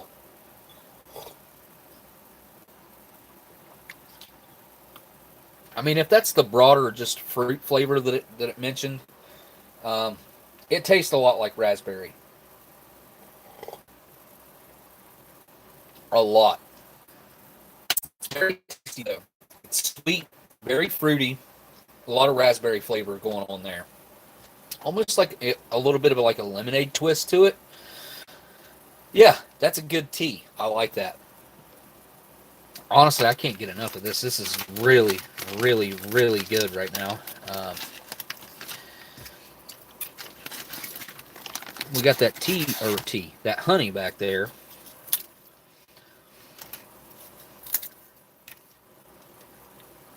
This needs cut again, right here, at least. I have to break out the knife and fork.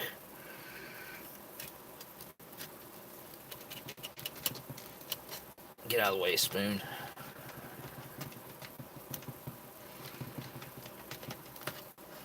It's not easy to cut up. I think it'd be best if I just shred it.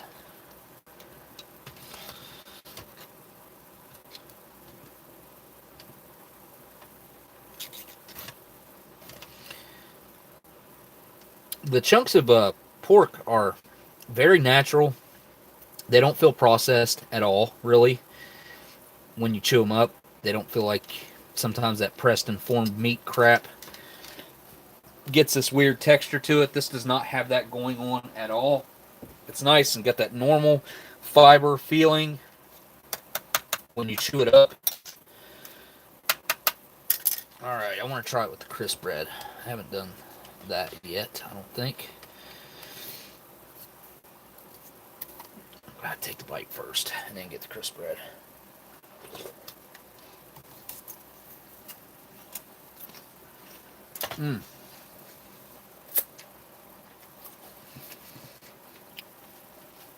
I do kind of wish I would have gotten the white crisp breads instead of the wheat first, because the flavor of the wheat is kind of overpowering. It's got a very earthy and heavy grain flavor to them, whereas the white's a little more bland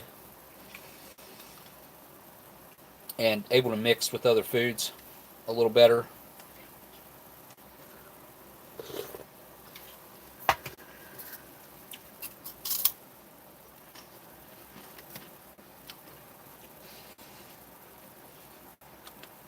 This has definitely turned into like a soup, like a pork soup.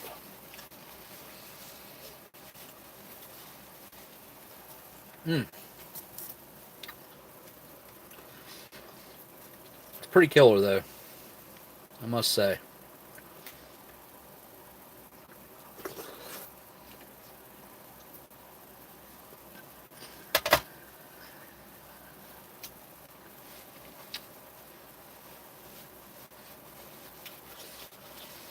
The crisp breads do add a little bit of something to it.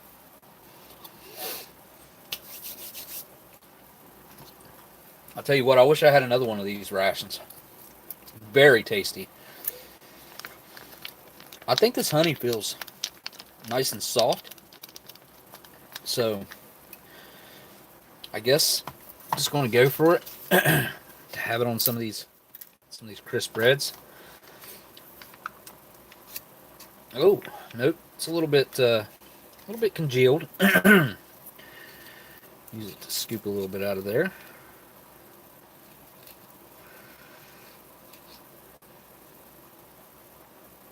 There we go. Look at that. Now that, some nice golden honey, a little bit solidified there.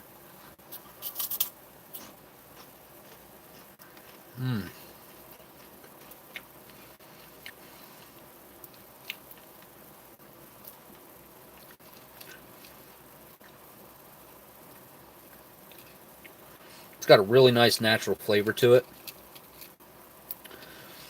Those solidified pieces are actually quite crunchy. Oh.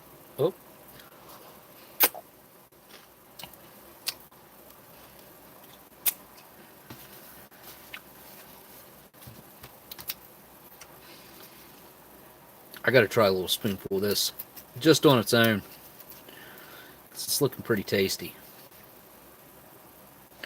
You know, honey's actually really good for you. I think it's heart healthy.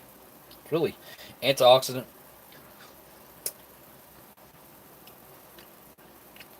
Yeah, those chunks are really crunchy.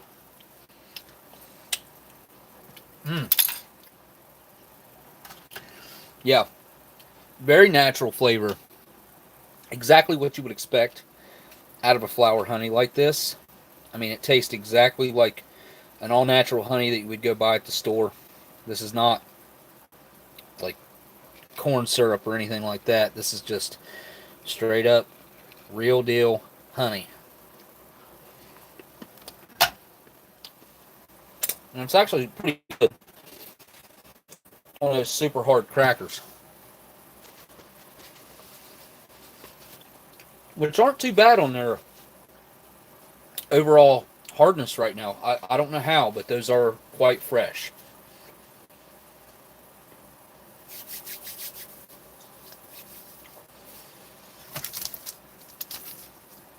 This is a Coco Yoko bar. Coco Yoko. I just read that. I was like, oh, wow. Made me think of Yoko Ono, obviously. Not spelled that way, but still. I put organic honey sticks in new ration from local honey guy. I mean, isn't any honey that you would buy that's 100% honey, wouldn't it be organic? I mean, the only honey that's not organic would be the fake stuff that's not really honey. Unless I'm wrong. I don't think I'm wrong, though.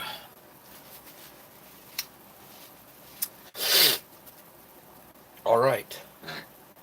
All right. Hey, I gotta take one more bite of this, and then I'll move on to the chocolate bar there. I think there's only one bite left. No, there's two. All right.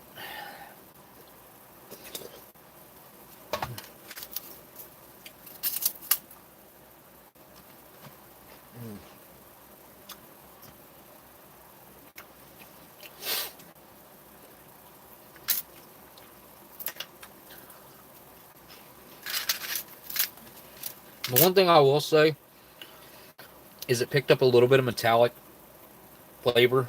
I mean, just slightly. I guess from me boiling it and it, you know, being 3 years past its best by date. These rations right here, I know it doesn't sound like much because you guys have seen me eat food that was 30, 40, 50, 60, 70, 80, 90, 100 years past its best by date, right?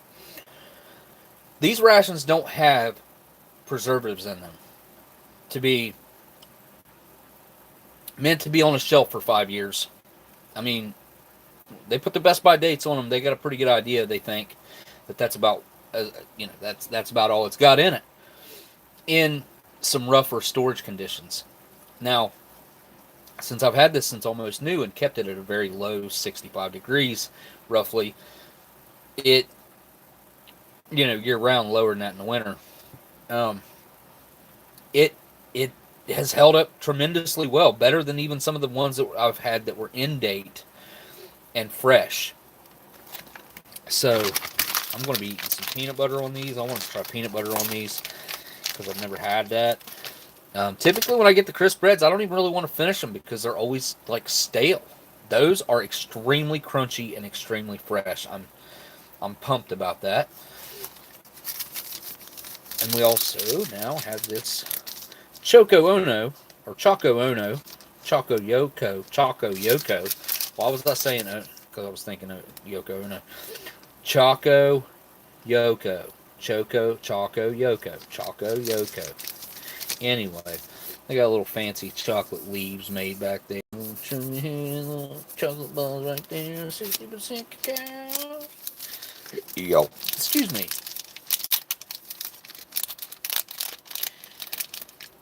Laugh out loud by accident. That makes it better. What are we talking about? Hang on. I'll look at the chat here in a second. This is a 60% dark chocolate bar. It's got a little bit of dust in there when it's been knocked around a little bit, and the bar was broken already. But look at that. Basically a perfect piece of 5-year-old dark chocolate. I mean, dark chocolate really does never go bad, as far as I know. Never seen it go bad. Especially like a decent, high quality, high cocoa content like this. I think a bar like this, in okay storage conditions, I think a bar like this could be good. Shoot, 500 years from now, I don't think there'd be much changes go on as long as it didn't get super hot and melt. Still think it'd be edible 500 years from now. It'd just be, disfigured, weird, might change a little bit of taste. But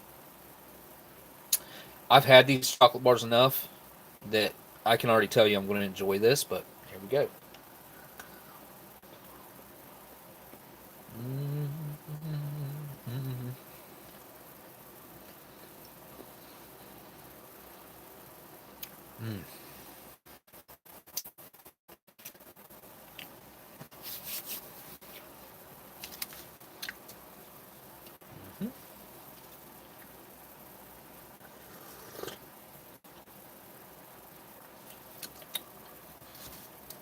This goes absolutely perfect with the coffee. It's got a little bit of that bitterness to it that you'd expect out of a dark chocolate. It's got a really nice, hard crunch to it, which I prefer, especially with a dark chocolate. Any chocolate, really. I like the crunch to this. But it's not that crunch to a dark chocolate that's like, it stays dry and it stays real hard when you're crunching it. No, it melts. This melts pretty quickly, which is typically what you want. Most people. I don't know. Let me show you real quick. See? Just rubbing it a little bit like that. Comes off my finger. And it started to melt a little bit. It's definitely a high quality chocolate bar. They didn't skimp on the chocolate bar, I would have to say. It seems like they really did a good job putting a good component in there as far as their... I guess that'd be like a bonus item. This is cool, like I said earlier. I've never gotten one of these that I can recall. I'd have to go back and see some videos. I can't remember ever opening one of my own and having one of these in it. Pretty cool. Does it tell me what's for breakfast, lunch, and dinner? I think it does. Huh. Anyway. Whoop. Yep. Sorry, cat. That chocolate, it goes really well with this coffee. The coffee, that one packet of sugar is actually enough. And not having any creamer is just fine. Because this is a really nice quality, I would say, coffee extract.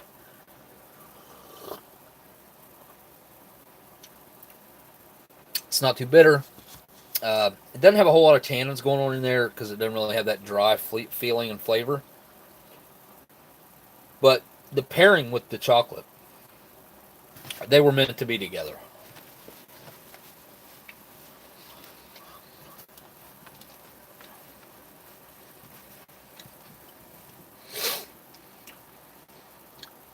The chocolate bar, rate the chocolate bar. Out of every chocolate bar I've had, okay, I'm going to tell you what my number 10, like the best chocolate bar, solid chocolate bar, and that's all I'm talking about, solid chocolate, not like chocolate with peanuts or anything like that, just solid chocolate bar.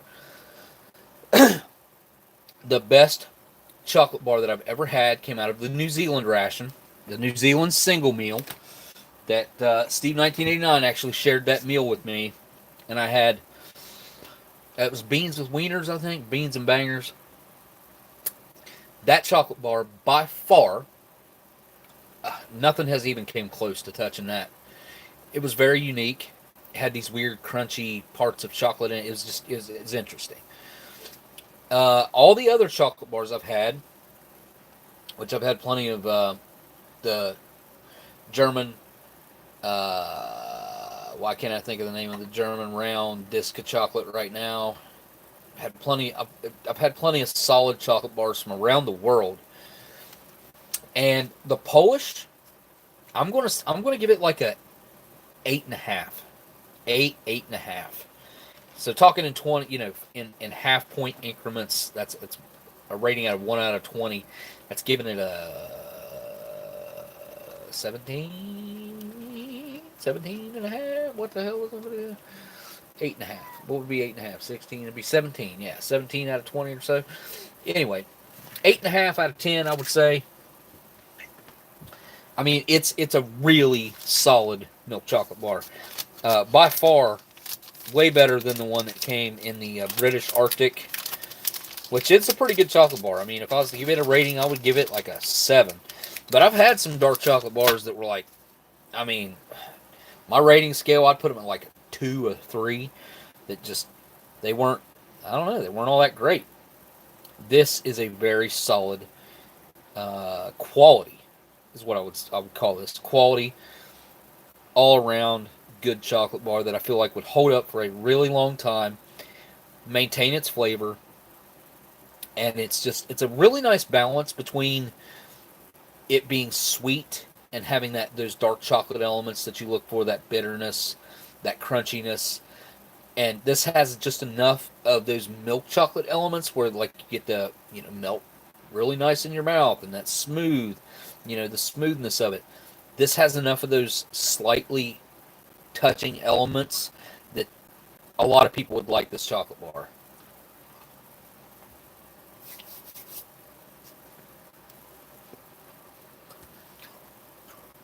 Blinkers used to what government honey on rice cakes? Huh?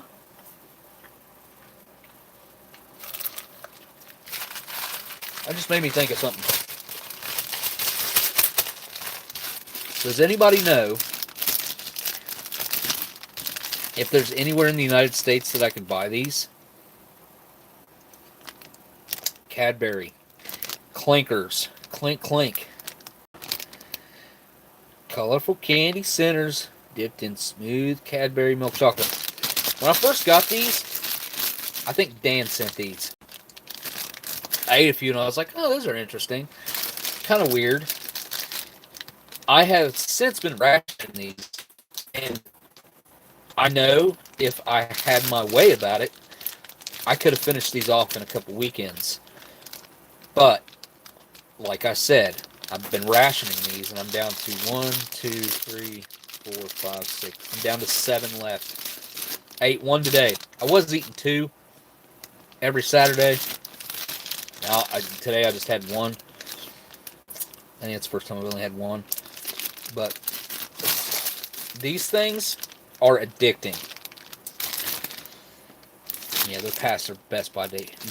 That's a joke with these things. Again, like last week I was talking about the dates on foods and stuff. People need to get more well-informed and understand more of what these dates mean or don't mean. They're legitimately guesses, or they are dates put on there by manufacturers to actually make people throw stuff away and rebuy it. So much waste. So much waste, not only in America, but around the world because of these stupid Best Buy dates. Ration Museum, thank you, buddy. I hope you posted that link to your live stream tomorrow.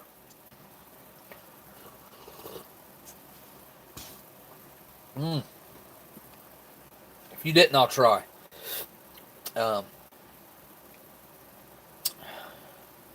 Wait. Whew. I'm actually kind of full, but I am going to finish that. I cannot even think about letting that go to waste. Man. Oh, man. That is calling my name. which I'm going to have to dump it over into a glass bowl and heat it up. But, oh, so good. So good. Legitimately a 9 out of 10 as far as, like, if I was to give it a rating. Which I don't really do that. That's not my thing. You know, I'll just tell you whether it's good or not. Whether I, you know, if you get your hands on one of these and you like pork, I don't know what the Mexican style, or the Mexican chicken stew is going to be like, but I've never once been disappointed by a Polish military ration that I could eat. I have been very disappointed with Polish military rations that I could not eat. That's happened to me like 3 times that I've had Polish military rations that I could not eat. I actually have one right here that I've been meaning to open up on a live stream. I don't know if I can get it right now. Yeah, I can, I think. Yeah. Oh, this thing is funky. Cole Medina. Look at that. Right here's the 100-gram chocolate bar. This is a Polish Fire Brigade ration. That, my friends, is the 100-gram chocolate bar. Just like this one. Exact same bar. Except it's pressed and formed into this disgusting bag of disgustingness. I don't know what would cause one to vacuum seal itself like this. This thing is not punctured, not open, not anything. And it has legitimately vacuum sealed itself. It was not this way whenever I got it. Something ruptured in here and has done this to it. And there is a bag of water. Let me see. I'm sure you guys could hear that. That is a bag of water. Saline water. It's got salt in it. For the flameless ration heater. I don't know what busted in this thing, but I for the life of me, I can't figure out what would make it suck in like this. Bloat? Yes. This thing never bloated.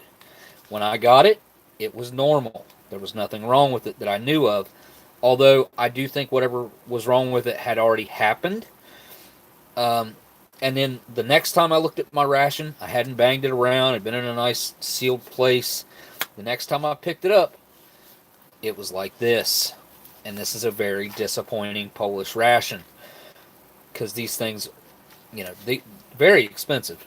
To get the Polish rations, these Fire Brigade rations. I got all 3 of them. And after this happened, I reviewed one. I planned on reviewing all 3 kind of in succession, and then whenever I went to get this one, it was like this, and I gave up on that video series because why? Why do it when I didn't care? I probably still have one, other one. I probably still have a red one or a yellow one or something like that. I don't know. I probably still have another one somewhere. I don't know where though. I've let my rations and stuff get scattered. And buried.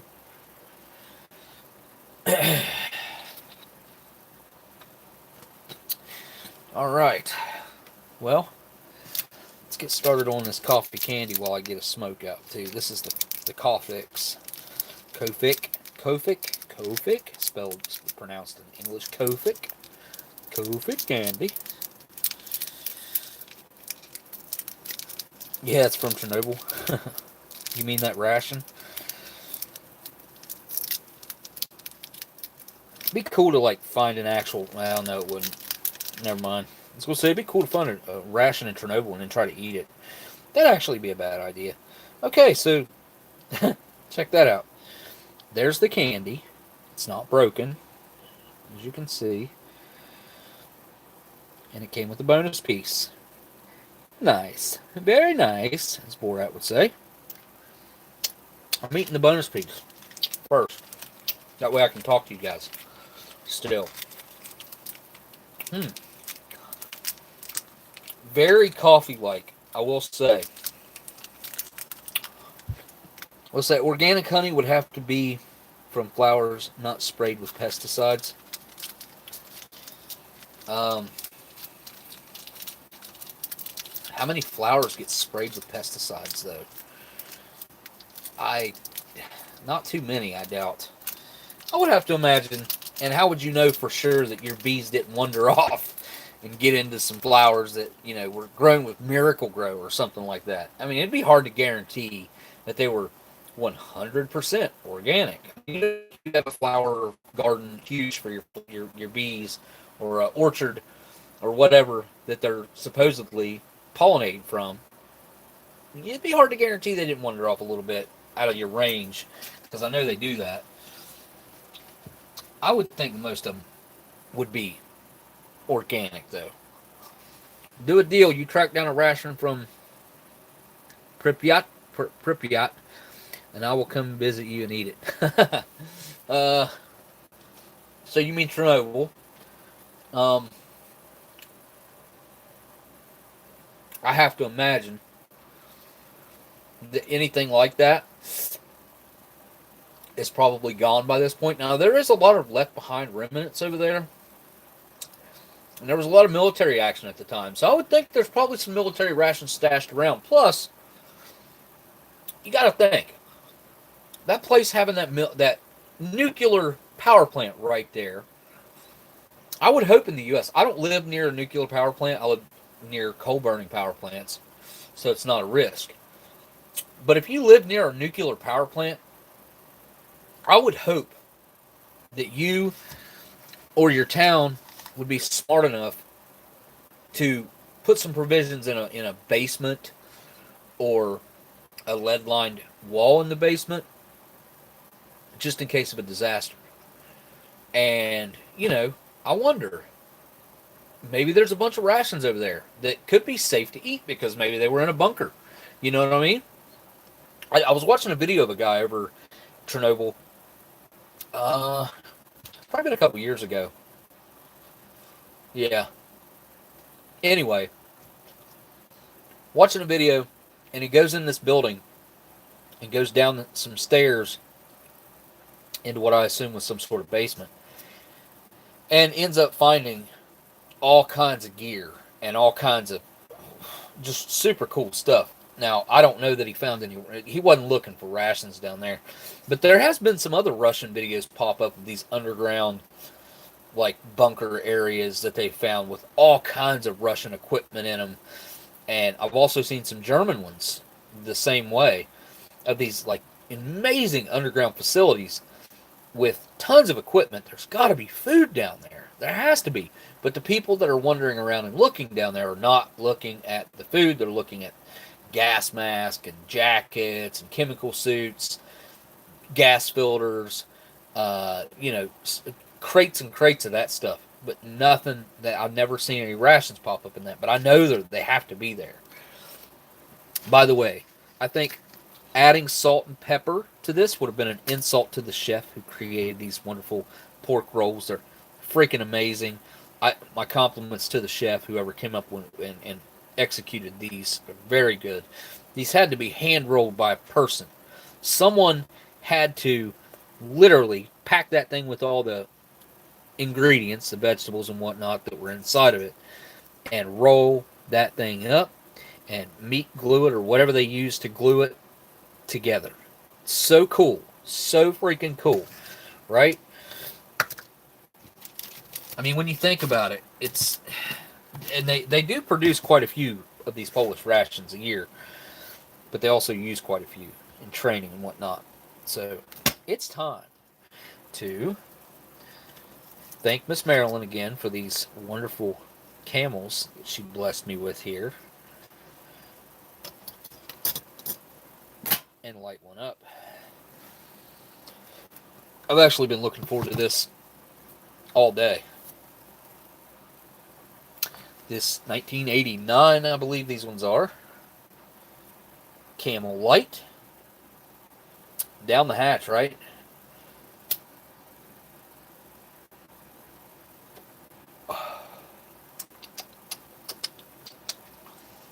Still got the vitamin C candy to get down on, which I think this is a lime flavored, probably. I'm going to guess lemon or lime. I would hope it's lime since it's green, but anyway. And Miradent whenever you need to clean your teeth after a meal by just chewing gum. Miradent. Don't forget it's mint flavored. Miradent. Get you some today. Miradent. You need some Miradent. freaking date on that? 2015? Some weird dates on this stuff, man. It's 8/2015. Like, some of this stuff's older than than it should be.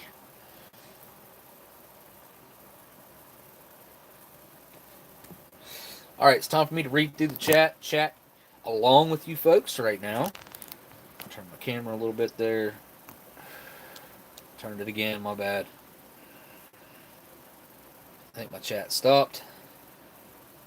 You ever had a Lucky Strike cigarette? Yes, Phoenix.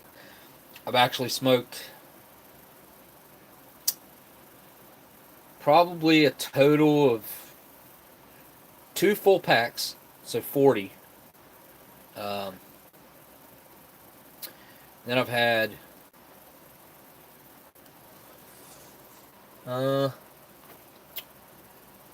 probably 2 other packs of Lucky Strikes from the 40s. And then I've also had a pack from the 50s. No, 2 packs from the 50s. And then I've had plenty of the 4 and 5 packs from 1962, 63, up to 65. I mean, I don't even know how many of those packs I've had. Probably, yikes. I've probably smoked at least 10 packs of the small packs of Lucky Strikes. And then I've smoked 3... Oh, I'm going to kill you, cat.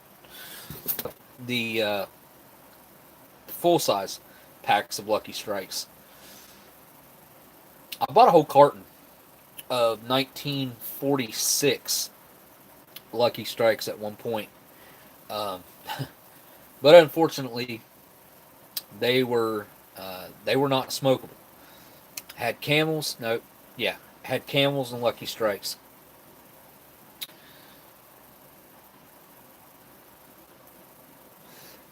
Aren't they so much better? Yeah. There's not a comparison, because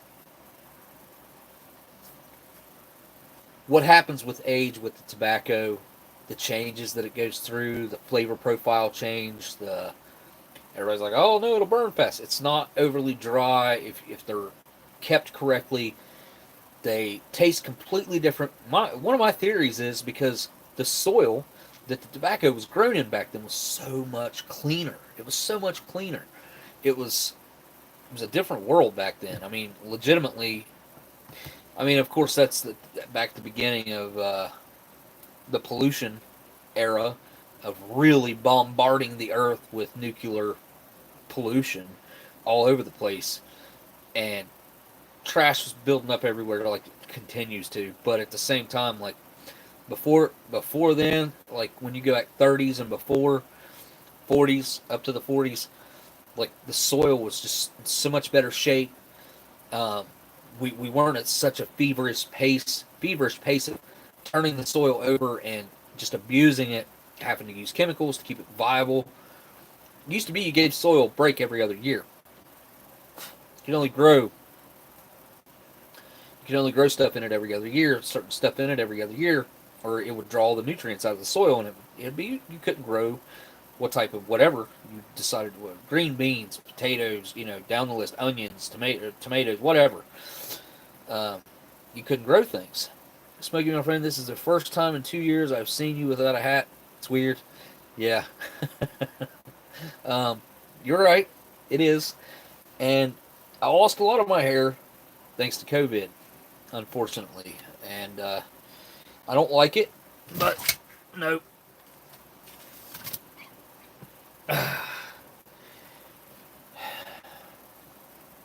Come here. Look here. Look right here. Sorry, not smoking your eyes. Here. Hey. Right here. Right here. What? I'm not going to drop you. Here. There. Now you can see. Look, it's you. You see you? You see you on the camera? Look, right here. Right there.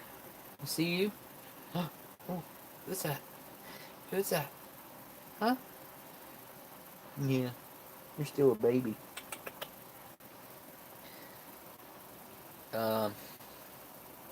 Mike says, yeah, put the hat back on.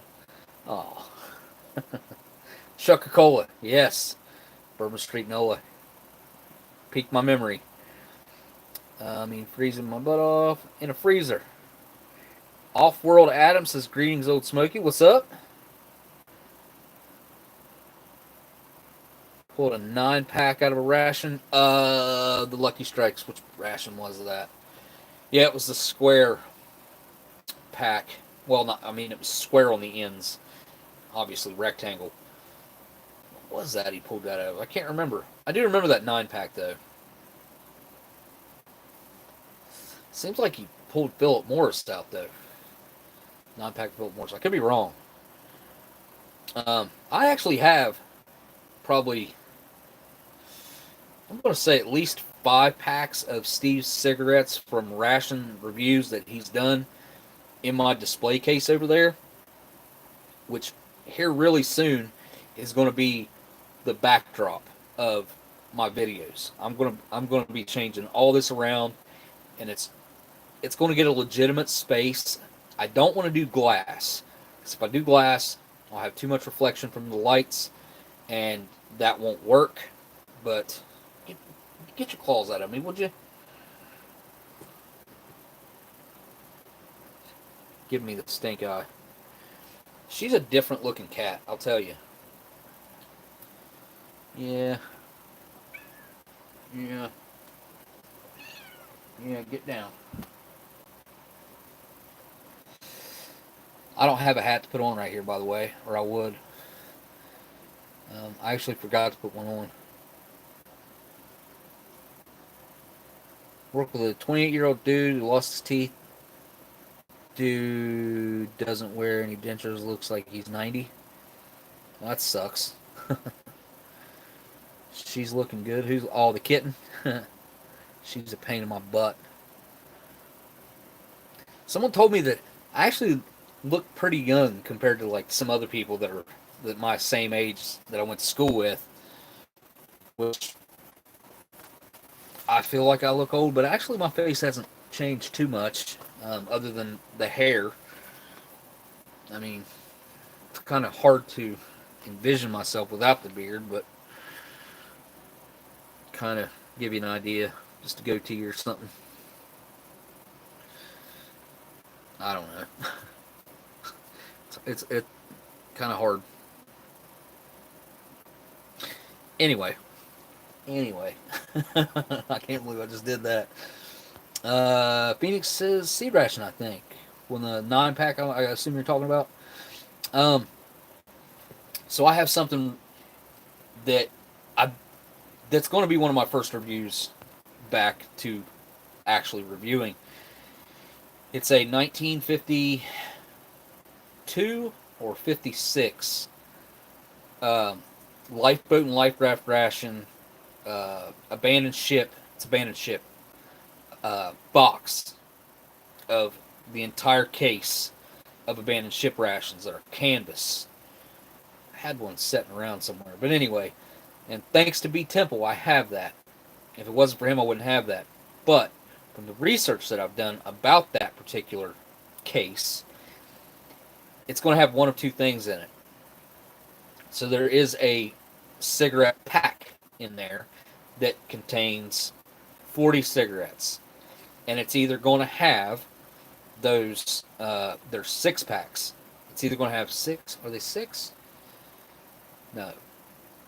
Would it be 6 times 8? No. Yeah, that'd be 48. How many was it? I saw one opened up that had, I'm going to say 40 cigarettes. How many would it be? It was more than a 4-pack each. It must have been. It must have been 10 4-packs that were in that case.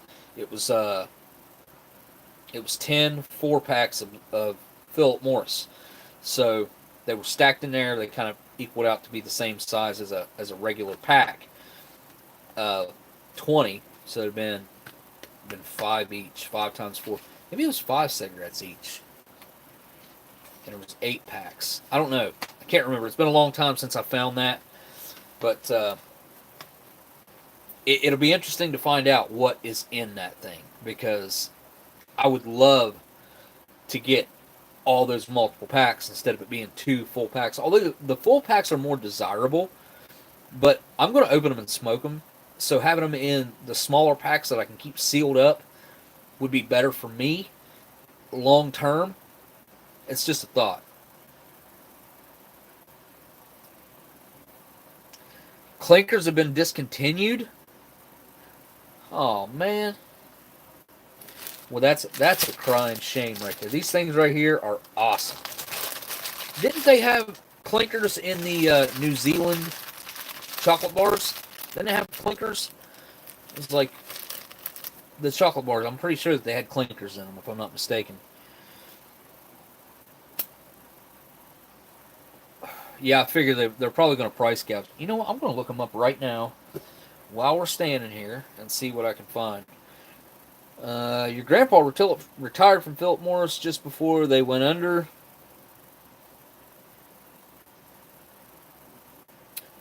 Wait a second.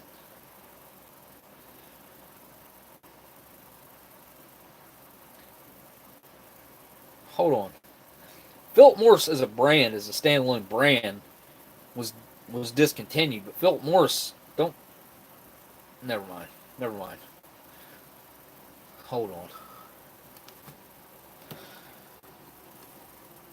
Who makes Marlboro? I thought Philip Morris made Marlboro. Yeah, Philip Morris makes Marlboro. Philip Morris never went under. Hang on, focus, you stupid camera. Focus. Holy crap. Alright, I'm flipping the camera for a second. There. Philip Morris Inc., Richmond, Virginia. They still make them today. Philip Morris is still the producer of your good old Marlboros. And many other brands also. Not just Philip Morris. I mean, not just Marlboro, but I'm going to say they probably make 15, 20 other brands. Probably. I doubt they make any type of chewing tobacco or anything. Maybe. Have 3 Polish firefighter rations. Do you have each one? Well, there's actually 4. And, okay, so there was a blue, a yellow, a red, and then there was another color that I saw that came out. So I got mine early on when those fire brigade rations first came out. I paid up, and I actually got them in 2 separate installments. I got the red one by itself, or the blue one by itself, and then I got the yellow and the other color, whatever it was, at a later time. I can't remember. I opened that up on the live stream, though. I do remember that. I remember Delicious. I traded him or bought that box, one or the other, that had the 2 in it, and he sent me a can of something and some homemade honey that he had made. So, yeah, it's different.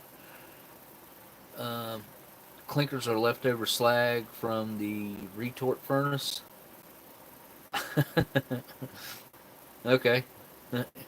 Oldsmokey, I seen Steve open up a ration with a chocolate bar with blinkers in it. Blinkers? Are you sure it wasn't with clinkers? I thought it was I'm pretty sure it was the New Zealand that had a chocolate bar with like chunks of that stuff in it. Of what's in those clinkers. I think it was before they switched to making Marlboro. Well, I don't know. They've been making Marlboro since the 20s? Or the teens? When did Marlboro start? 20s or the teens? Marlboro's been around for a long time. The oldest pack of Marlboros that I had at one point, I had a pack of was it 38, 39. They were white. The filter here was white. They also made them with red tips on them. Really interesting looking Marlboro in Marlboro packs, because it was like on the pack and it showed you the red tip, the white tip. 24 if that helps. I'm missing a molar and a wisdom tooth when I eat peanuts. A peanut gets lodged in the gap. Yeah, that sucks. Look like they were from Australia. Yeah, these are from Australia, but I'm pretty sure that the candy bar was from New Zealand, if I'm not mistaken. No, from those clinkers are not going anywhere. Wait. What? What, Dan? Clinkers are still hanging in there. Clinkers are not worth $75 shipping and handling. Holy cow! $75 plus shipping and handling? That's insane. I said I was going to look them up. I'm going to look them up right now. Not on that, though. I'll look them up on this. Go to eBay.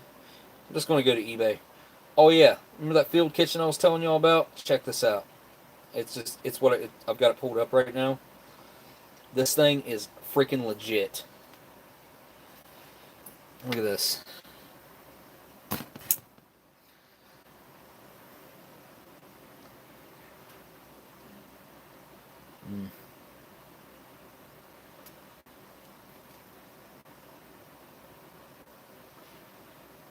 This thing is awesome. Oh, going the wrong way. Look at this.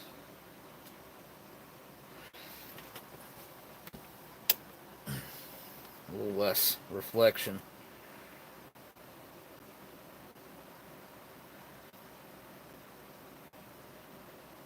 Yeah, this thing is amazing. Look at this, all this out here. All these Marmite cans to keep your food hot.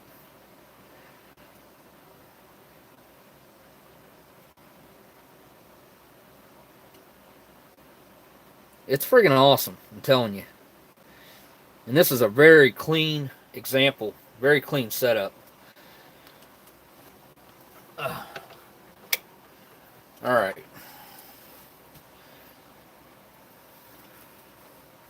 Looking dapper, but the hat's more fitting. Yeah, you're probably right.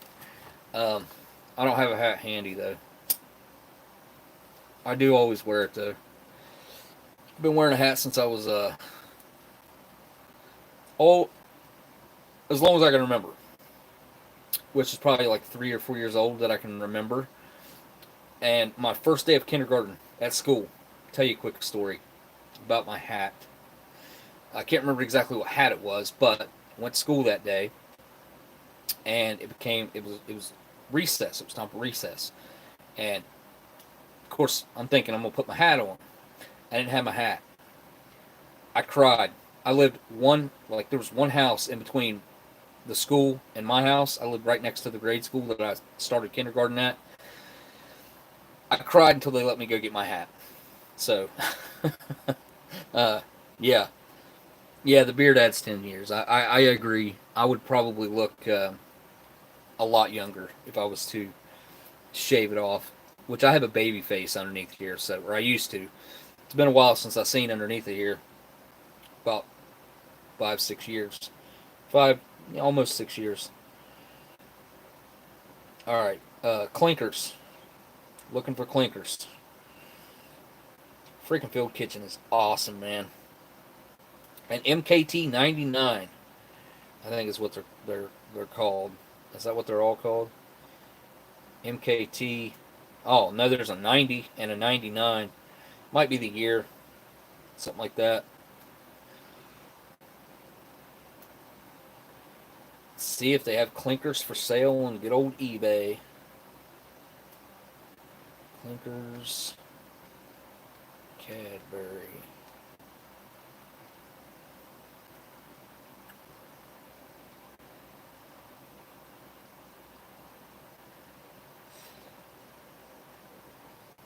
I'm not seeing any. Did I do something wrong here? Mini eggs. Huh. Let's just go with clinkers. Oh, holy cow. $60.73 plus $28.14 shipping from Australia. What are these? Pascal clinkers? I don't know what that is. What that is. Holy crap. $93.70 shipping. Alright, this is disgusting. It's ridiculous. Come on, people. Alright, there's got to be a market in America for these clinkers. There has to be. Oh, here's a candy bar with clinkers in it, but it's made by Dairy Milk, which is like a brand that I've seen at Walmart. Oh, it's Cadbury. Okay, that makes sense.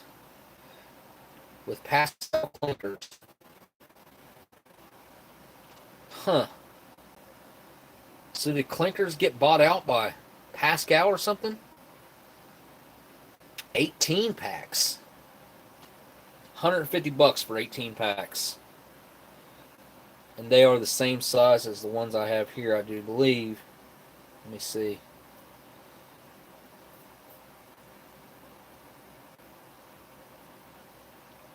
This was a big old pack. 497 kilojoules. 198. So yes, same size pack. 18 packs for $135 with shipping. So like $7 a bag. That's not bad. But I don't need $135 worth of clinkers. Holy crap, that's insane.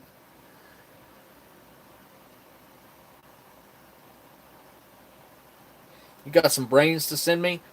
I've had brains before. The same ones that you're going to send me.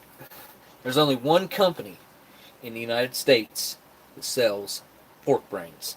One company. I think they're down there in Louisiana or somewhere like that. But, yeah, I'm for sure. Someone just said super chat that I missed, and it is History Saver. Says, I'm late. Hockey time again. Oh, yeah. Dude, I ran into this guy the other day. He played professional hockey in Canada. And thank you for the super chat, by the way, History Savior. I've got his business card, not in my pocket right now. It's in my wallet. But he was telling me he played back in, I'm going to assume, probably the 90s. He looked like he's about 10 years older than me, probably. He's probably right around, 50 or a little older. And he was telling me how different hockey is now. He was telling me how they used to hire guys just to fight. That was their only purpose on the team, was to fight. And he was a fighter. That was what he was for. He said, you throw your helmet off, throw your gloves off, and then you commence to just, like duking it out with somebody. And they would put guys like him in the game literally to just go fight somebody. And I don't know, it's to intentionally get them out, but they both get kicked out for X amount of time. But he said that was all he done. And I'll check Amazon. I mean, but that's pretty good, $8 a bag. I just don't want to spend $145, $140. 60, it's called 65 and 75. Yeah, $140.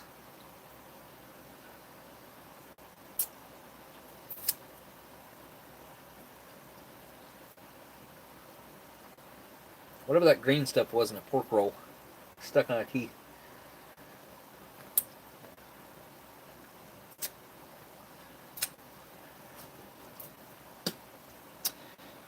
Yeah, so the best I found is 140 for 18 packs. 18 into 140 is, I don't know. Too much math for my brain. Where's my calculator? Calculator. What is this?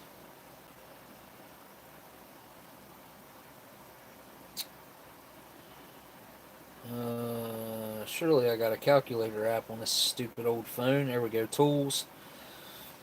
140 divided by 18 is $7.77 each. I was pretty close with my guess. I just skate around and look pretty. Oh, so you was playing.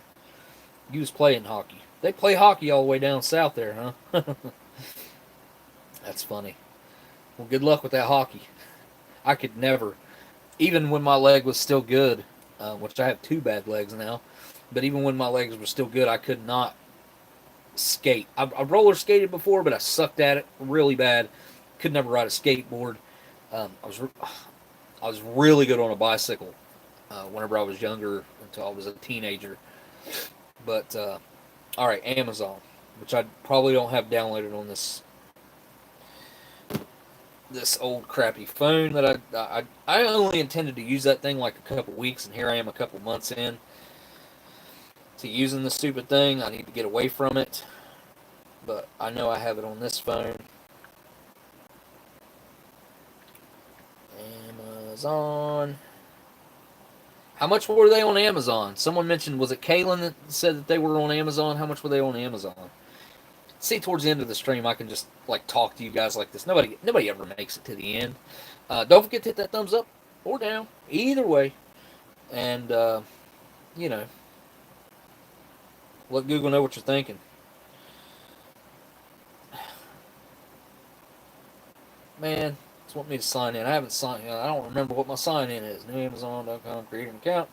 Are you a customer? All right, I'll try.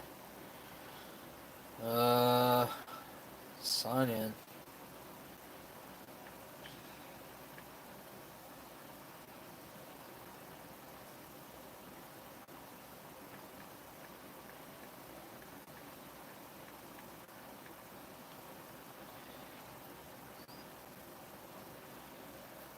Of course, that's not right.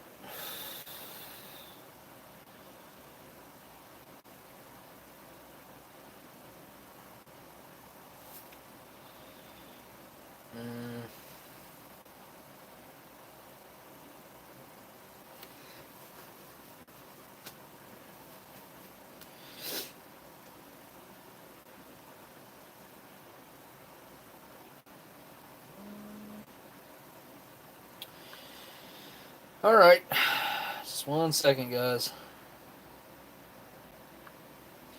Email. One-time password. 450436.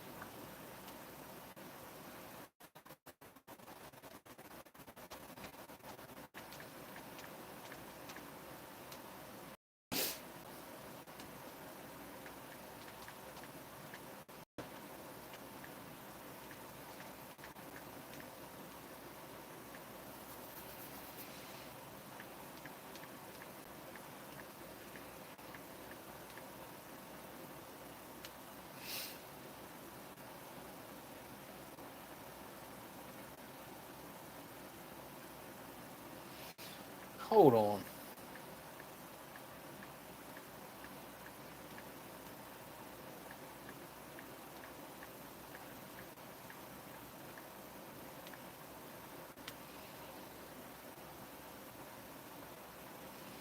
Okay, that's going to tick me off.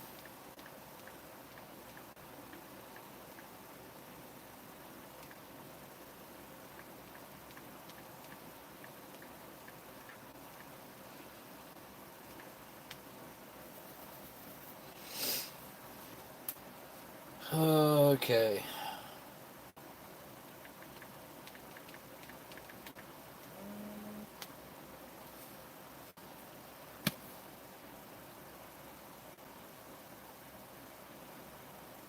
Oh, this is... Alright, I give up.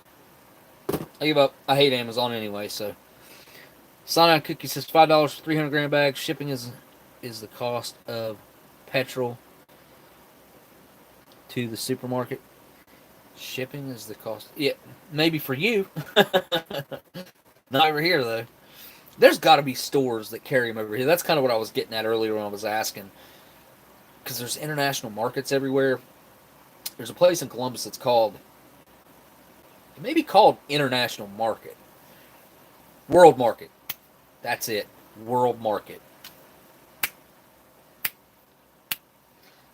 Boy, my snapping sucks.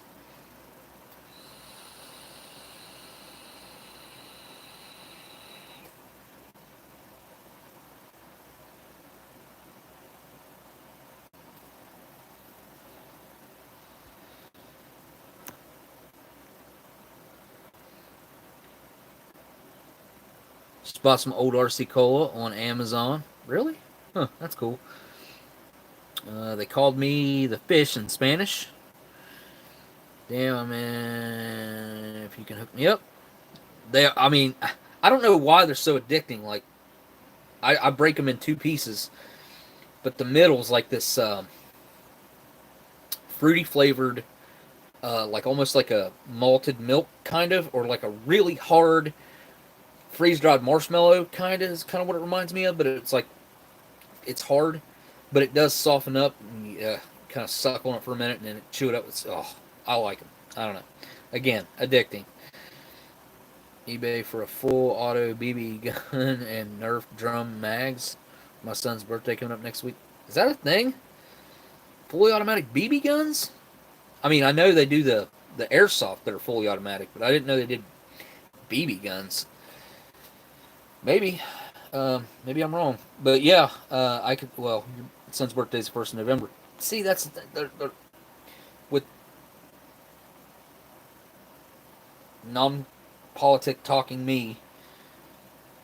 The supply chain bull crap that's going on. They're like, hey, get your Christmas presents now. Okay. So that tells me that they're going to block your ability to shop from now to then, either with mandates or whatever, the supply chain shortages or whatever. By the way, hang on a second. Was that Dan that did that last year? No, it was not going to show me. Of course it's not. I think it was History Savior. History Savior, thank you for that super chat, by the way. The one about you. Yeah, I do have hair. I know it's surprising. I've just always worn a hat. My forehead's gotten about that much larger since I had COVID. But, yeah, and this, it wasn't like that. I have pictures of myself, before I started eating history without my hat on, because they wanted pictures of me without my hat on. And, it made me lose a lot of my hair. Butterfinger BBs. What?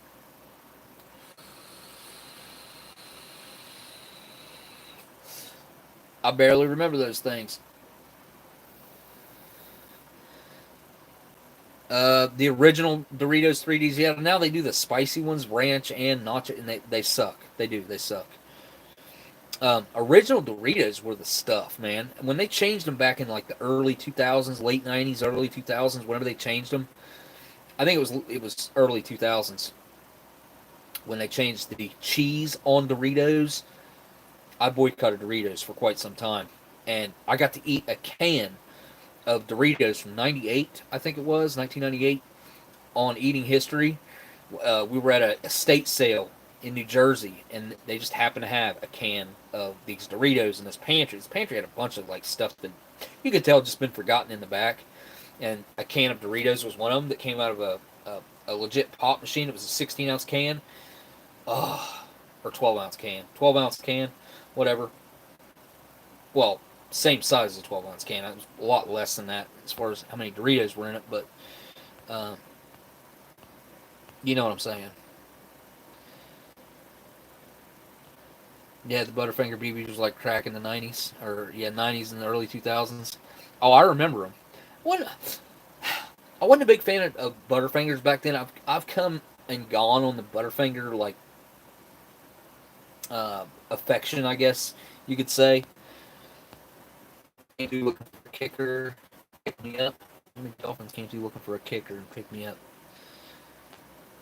James, you were a kicker for the Dolphins? Really? Or is that like a Ace Ventura quote or something?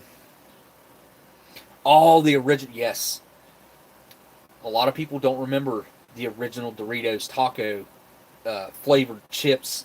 Yeah, they were just taco. So, and there was also, I cannot remember what the cheese was. There was this weird cheese flavor that they came out with. I'm going to say early 90s, late 80s, early 90s, somewhere in that era.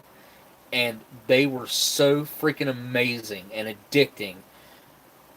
And I can't remember what that flavor was, but it was like this, almost like it was a light colored cheese. Oh man, what I wouldn't give to have a bag of those again. I need to research that and figure out what that flavor was, because I remember eating them and loving them, but I can't remember what it was, what the flavor was.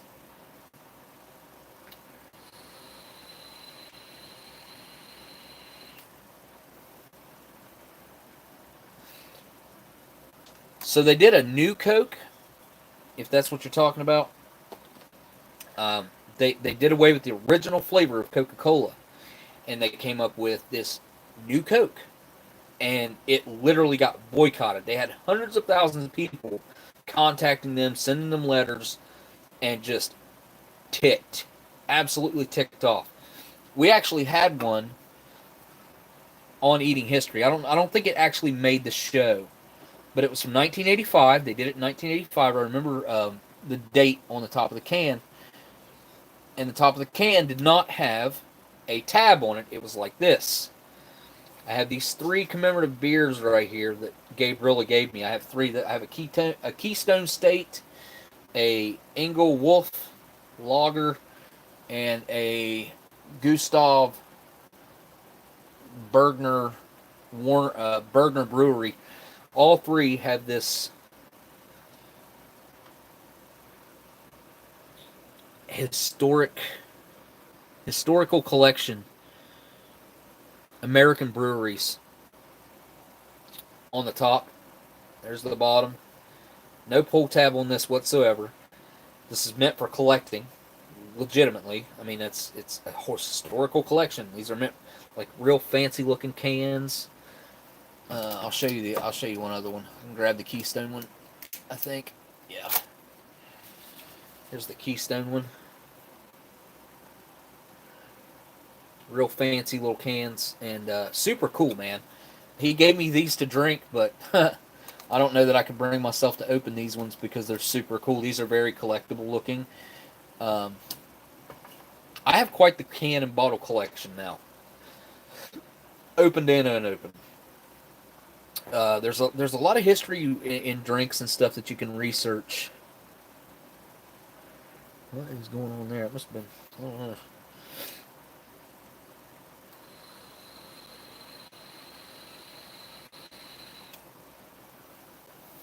Yeah, Diet Coke is disgusting. So is Diet Pepsi, Diet Mountain Dew. I can't do the diets. I just can't do it. Those zero ones are better than Diet, but still pretty rough. Yeah, no different name. Just called it New Coke, and I'm pretty sure that's what it was called. Just New Coke, and yeah, they did a commemorative of it in 1985.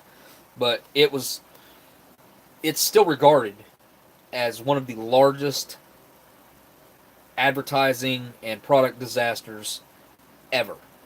Crystal Pepsi was a big flop on the Pepsi side for whatever reason. I don't know why, because I loved Crystal Pepsi. I thought it was amazing when I was a kid. And then when they brought it back, it wasn't the same, in my opinion, which L.A. Beast, if you don't know, he had a huge part in being able to bring back Crystal Pepsi. I'll say it, if it wasn't for him, I can guarantee you it would not have came back. There was a group of people, I wouldn't even call it large. I think there were like around 1,000, maybe 2,000 people that wanted it to come back. But then when L.A. Beast joined in, and like he made a song and shot a video, and like they just kept pestering him, and they brought back Crystal Pepsi back in 2017, I think it was the first time it came back. It came back 3 years in a row, I do believe. And we had that on the show as well. We tried to get Kevin, is his name, or L.A. Beast, to come on the show when we did the Crystal Pepsi.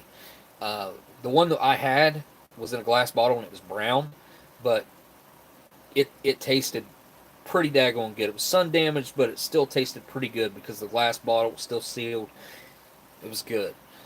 So in or out, hit the thumbs up or down. I know I'm wasting a lot of your guys' time. I know you probably want to get out of here. Anything anybody wants to say in the chat? Kaylin's probably doing a live stream tomorrow after the museum, I would assume. The Pepsi Blue made a return briefly this year. Did it? Was it this year? Because I remember seeing the Pepsi Blue somewhere at some point. Why didn't you try the Ovaltine that was in the pantry with the canned Doritos? I think it was empty. I think it was just an empty can, if I'm not mistaken. We had a can of Ovaltine. We went through the whole thing, man. I did the history on it. We went through the whole deal before we opened it up. It was from 1938. We had a can of Ovaltine from 1938. So, you shook it, and it sounded like it was legit. It was full, and we got it as unopened. This is one that they picked up on the internet, and when we opened that one up, it turned out that it was, I'm going to say it was birdseed or something that some old man probably was using. It was a big Ovaltine can, metal Ovaltine can, and I'm going to guess that he was probably using that to store birdseed in his garage or something like that. And they had me open it up, and I opened it up. I'm like, this is not Ovaltine. They're like, go ahead and mix it up anyway. And I put it in water and mixed it up. And of course, it was not Ovaltine, but it looked like millet seed to me. But when you put it in water, it got this membrane, this weird membrane around it. It was weird. But as far as the Ovaltine in the pantry in Jersey, it couldn't have had anything in it. In Jersey, we found 5 different items that were feasible, that were edible. One of those items was not food, though. It was canned air. I remember that. And we did open that can of air, which was it was kind of unique. It was cool. It was from 1970 or 72 or something like that. And as soon as we opened it up, obviously there was air rushing in because it was under some sort of vacuum a little bit. And I smelled it, and it smelled like tires. It smelled like rubber, kind of, and like tires. It was pretty cool to get a little whiff of the 70s. You know what I mean? I think that's cool, man. It's like when you open up an accessory pack. You stick your nose straight in it, and that accessory packet's been sealed. You're smelling 50, 60, 70 years ago. It's interesting when you really think about it. Hey, Smokey just got here, but I really wanted to pop in and say hello. My oldest turned 11 today. Kids in bed, here I am. Thanks for the amazing content. Well, thank you, LC. I appreciate that, and thank you for that super chat. I really appreciate you. Wait. Happy 11th birthday to the oldest today. I don't know the name, but happy birthday. Yeah, I appreciate that. And, I've got so many different ideas that run through my head as far as what content that I can make. And hopefully soon I'm going to be able to act on that and kind of fill you guys in about the past almost 6 years, 5 years, and 2/3 now we're almost at. Let's see.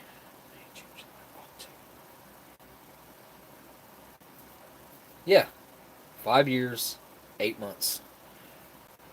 It'll be the 30th of this month, so not quite. But anyway, it's coming soon. So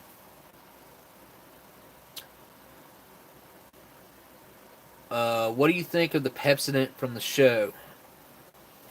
The Pepsodent. So I had a problem with the Pepsodent because it wasn't sealed. And it was just a very loose white powder. And if you guys remember, I know this is crazy, but this is what popped into my head when I saw this and whenever I looked at it and kind of knew what was. I was like, that could be anything. And it was this little tiny tin. It was like, I want to say it was probably about that big and about that wide. It was little. And I just kept thinking, like, anybody could have put anything they wanted in there, And of course, if somebody was putting like cocaine in it back in the day, there probably wouldn't have been any left in it. But then again, you never know. And I was like, that could have been anthrax. That could have been drugs. That could have been because it had this perfect little like nozzle on the top. It was like this round, tapered top with a little hole in the top of it.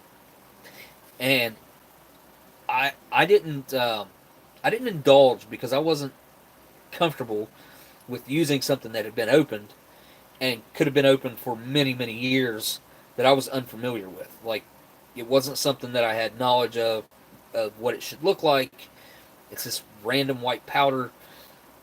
So that's kind of where I stood on the Pepsodent. Now, Pepsodent's history is amazing. It's really, it's integral to America. You go back, and there was this ad that they ran in 1934, I believe it was, in Times Square that really kind of changed the whole outlook on brushing teeth and Pepsodent and all the other products that came after as far as tooth care. So really, really cool, interesting history with that.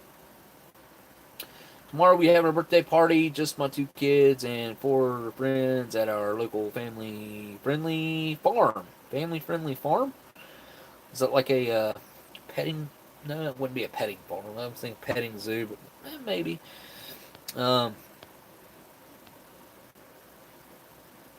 Rusty's very interesting. Sounds awesome, Smokey. Happy birthday to your kids. Yep. What do you think of the Pepsi from the show? Okay, I'm caught up. Thanks, tomorrow.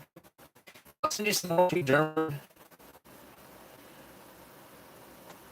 Pervitin. Would you try it as the test subject? What is Pervitin? I don't know what that is, history, but maybe. I don't know what that is. So you'd have to fill me in a little bit, but I'm pretty good at being a guinea pig, and I'm pretty game for almost anything. Oh, dude, yeah, Phoenix, the mining town. That place, you guys didn't see so much. I mean, there was like did we spend a day and a half there? I don't know. We were there. I know we were there from the butt crack of dawn until like 11 at night one night. And we went through, I think we only went through 2 houses, maybe 3.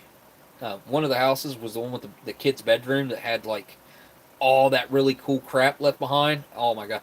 Like, I really legit wanted to, like, because so many things in that bedroom were from my childhood that I was like, oh yeah, I had that. And like, oh yeah, like, oh. It was so cool. And Josh finding that little, he found this little jack-o'-lantern like we used to get, like they'd give you in grade school or something.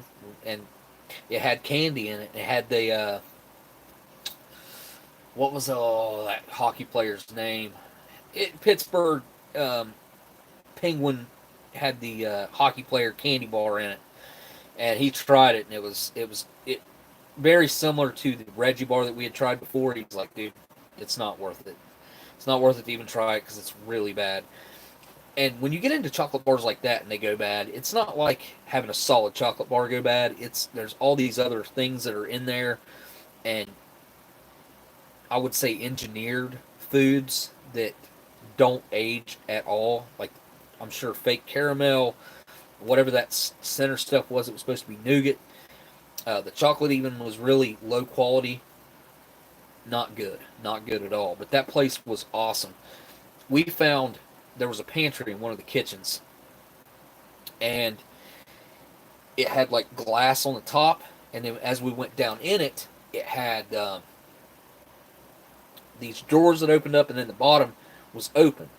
And the first thing I saw was a can of Spam, and I was like, oh, no way, there's a can of Spam in there. It wasn't super old. It was from like 1985. First can I found that was rusted completely out. The whole, like, the bottom was, it was bad. Like, there was no trying that can. But the more I dug around, like, I found 2 more cans of the same era. And I ended up trying one of the cans.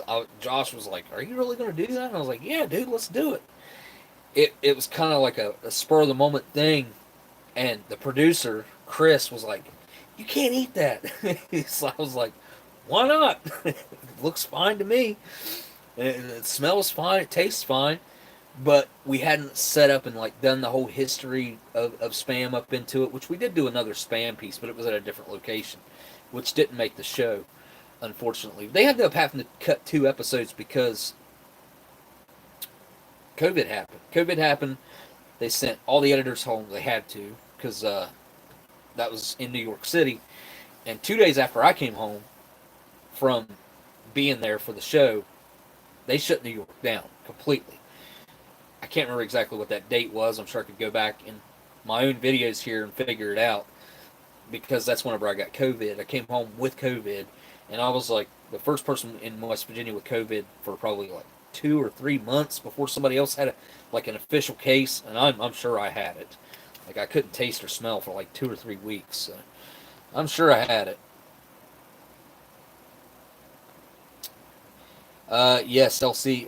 Wyoming Adventures says they grow up fast.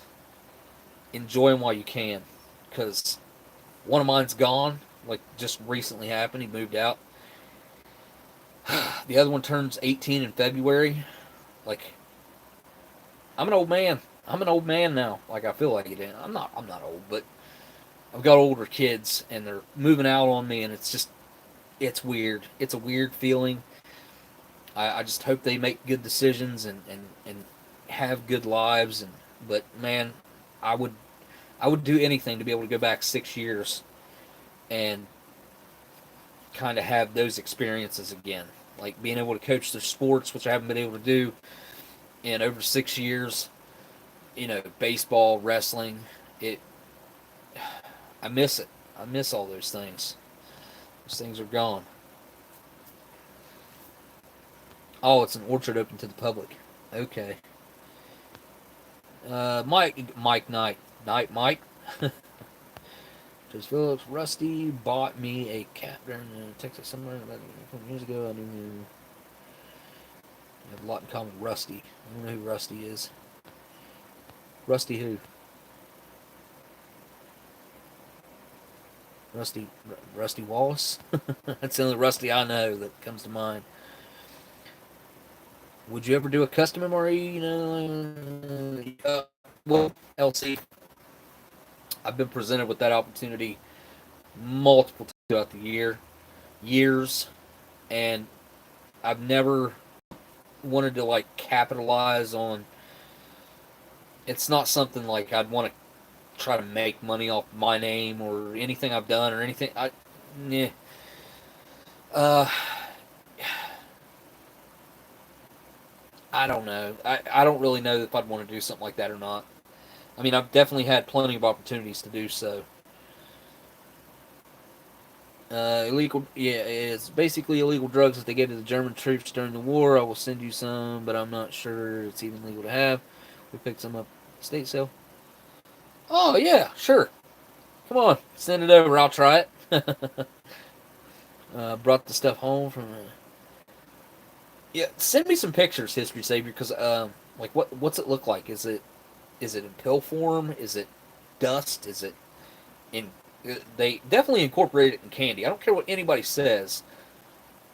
That history and the guys that had to eat the candy, the chocolate bar, the chocolate disc, there were drugs in that stuff back in the day, and I know other people that have dove into trying vintage chocolate that told me 100% that it definitely still works today. Did the German soldiers use something like meth? Yes, they absolutely did. Uh, them and the Chinese both used a pretty hard synthetic drug, which we used pills basically. I mean, I have some around here somewhere sitting up on my shelf. Uh, was it Benzedrine, Dexedrine, and Dexedrine and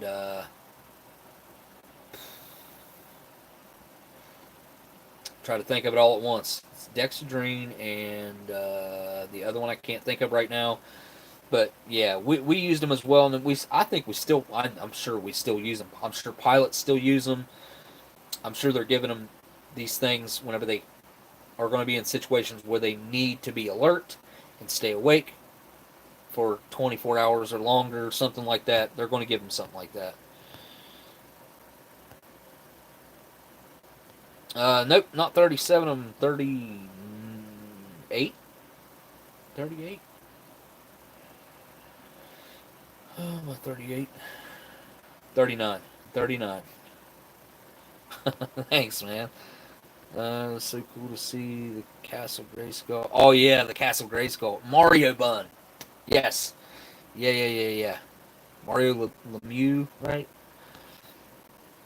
10 and almost 11 and 12 making me sad that this is like. Yeah, Daniel, I'm telling you, it sucks, especially once they hit that point where they're like, I guess it's where I don't know, even after they hit puberty, they can still be cool, like little kid cool, but typically not for a whole long time, year or two maybe.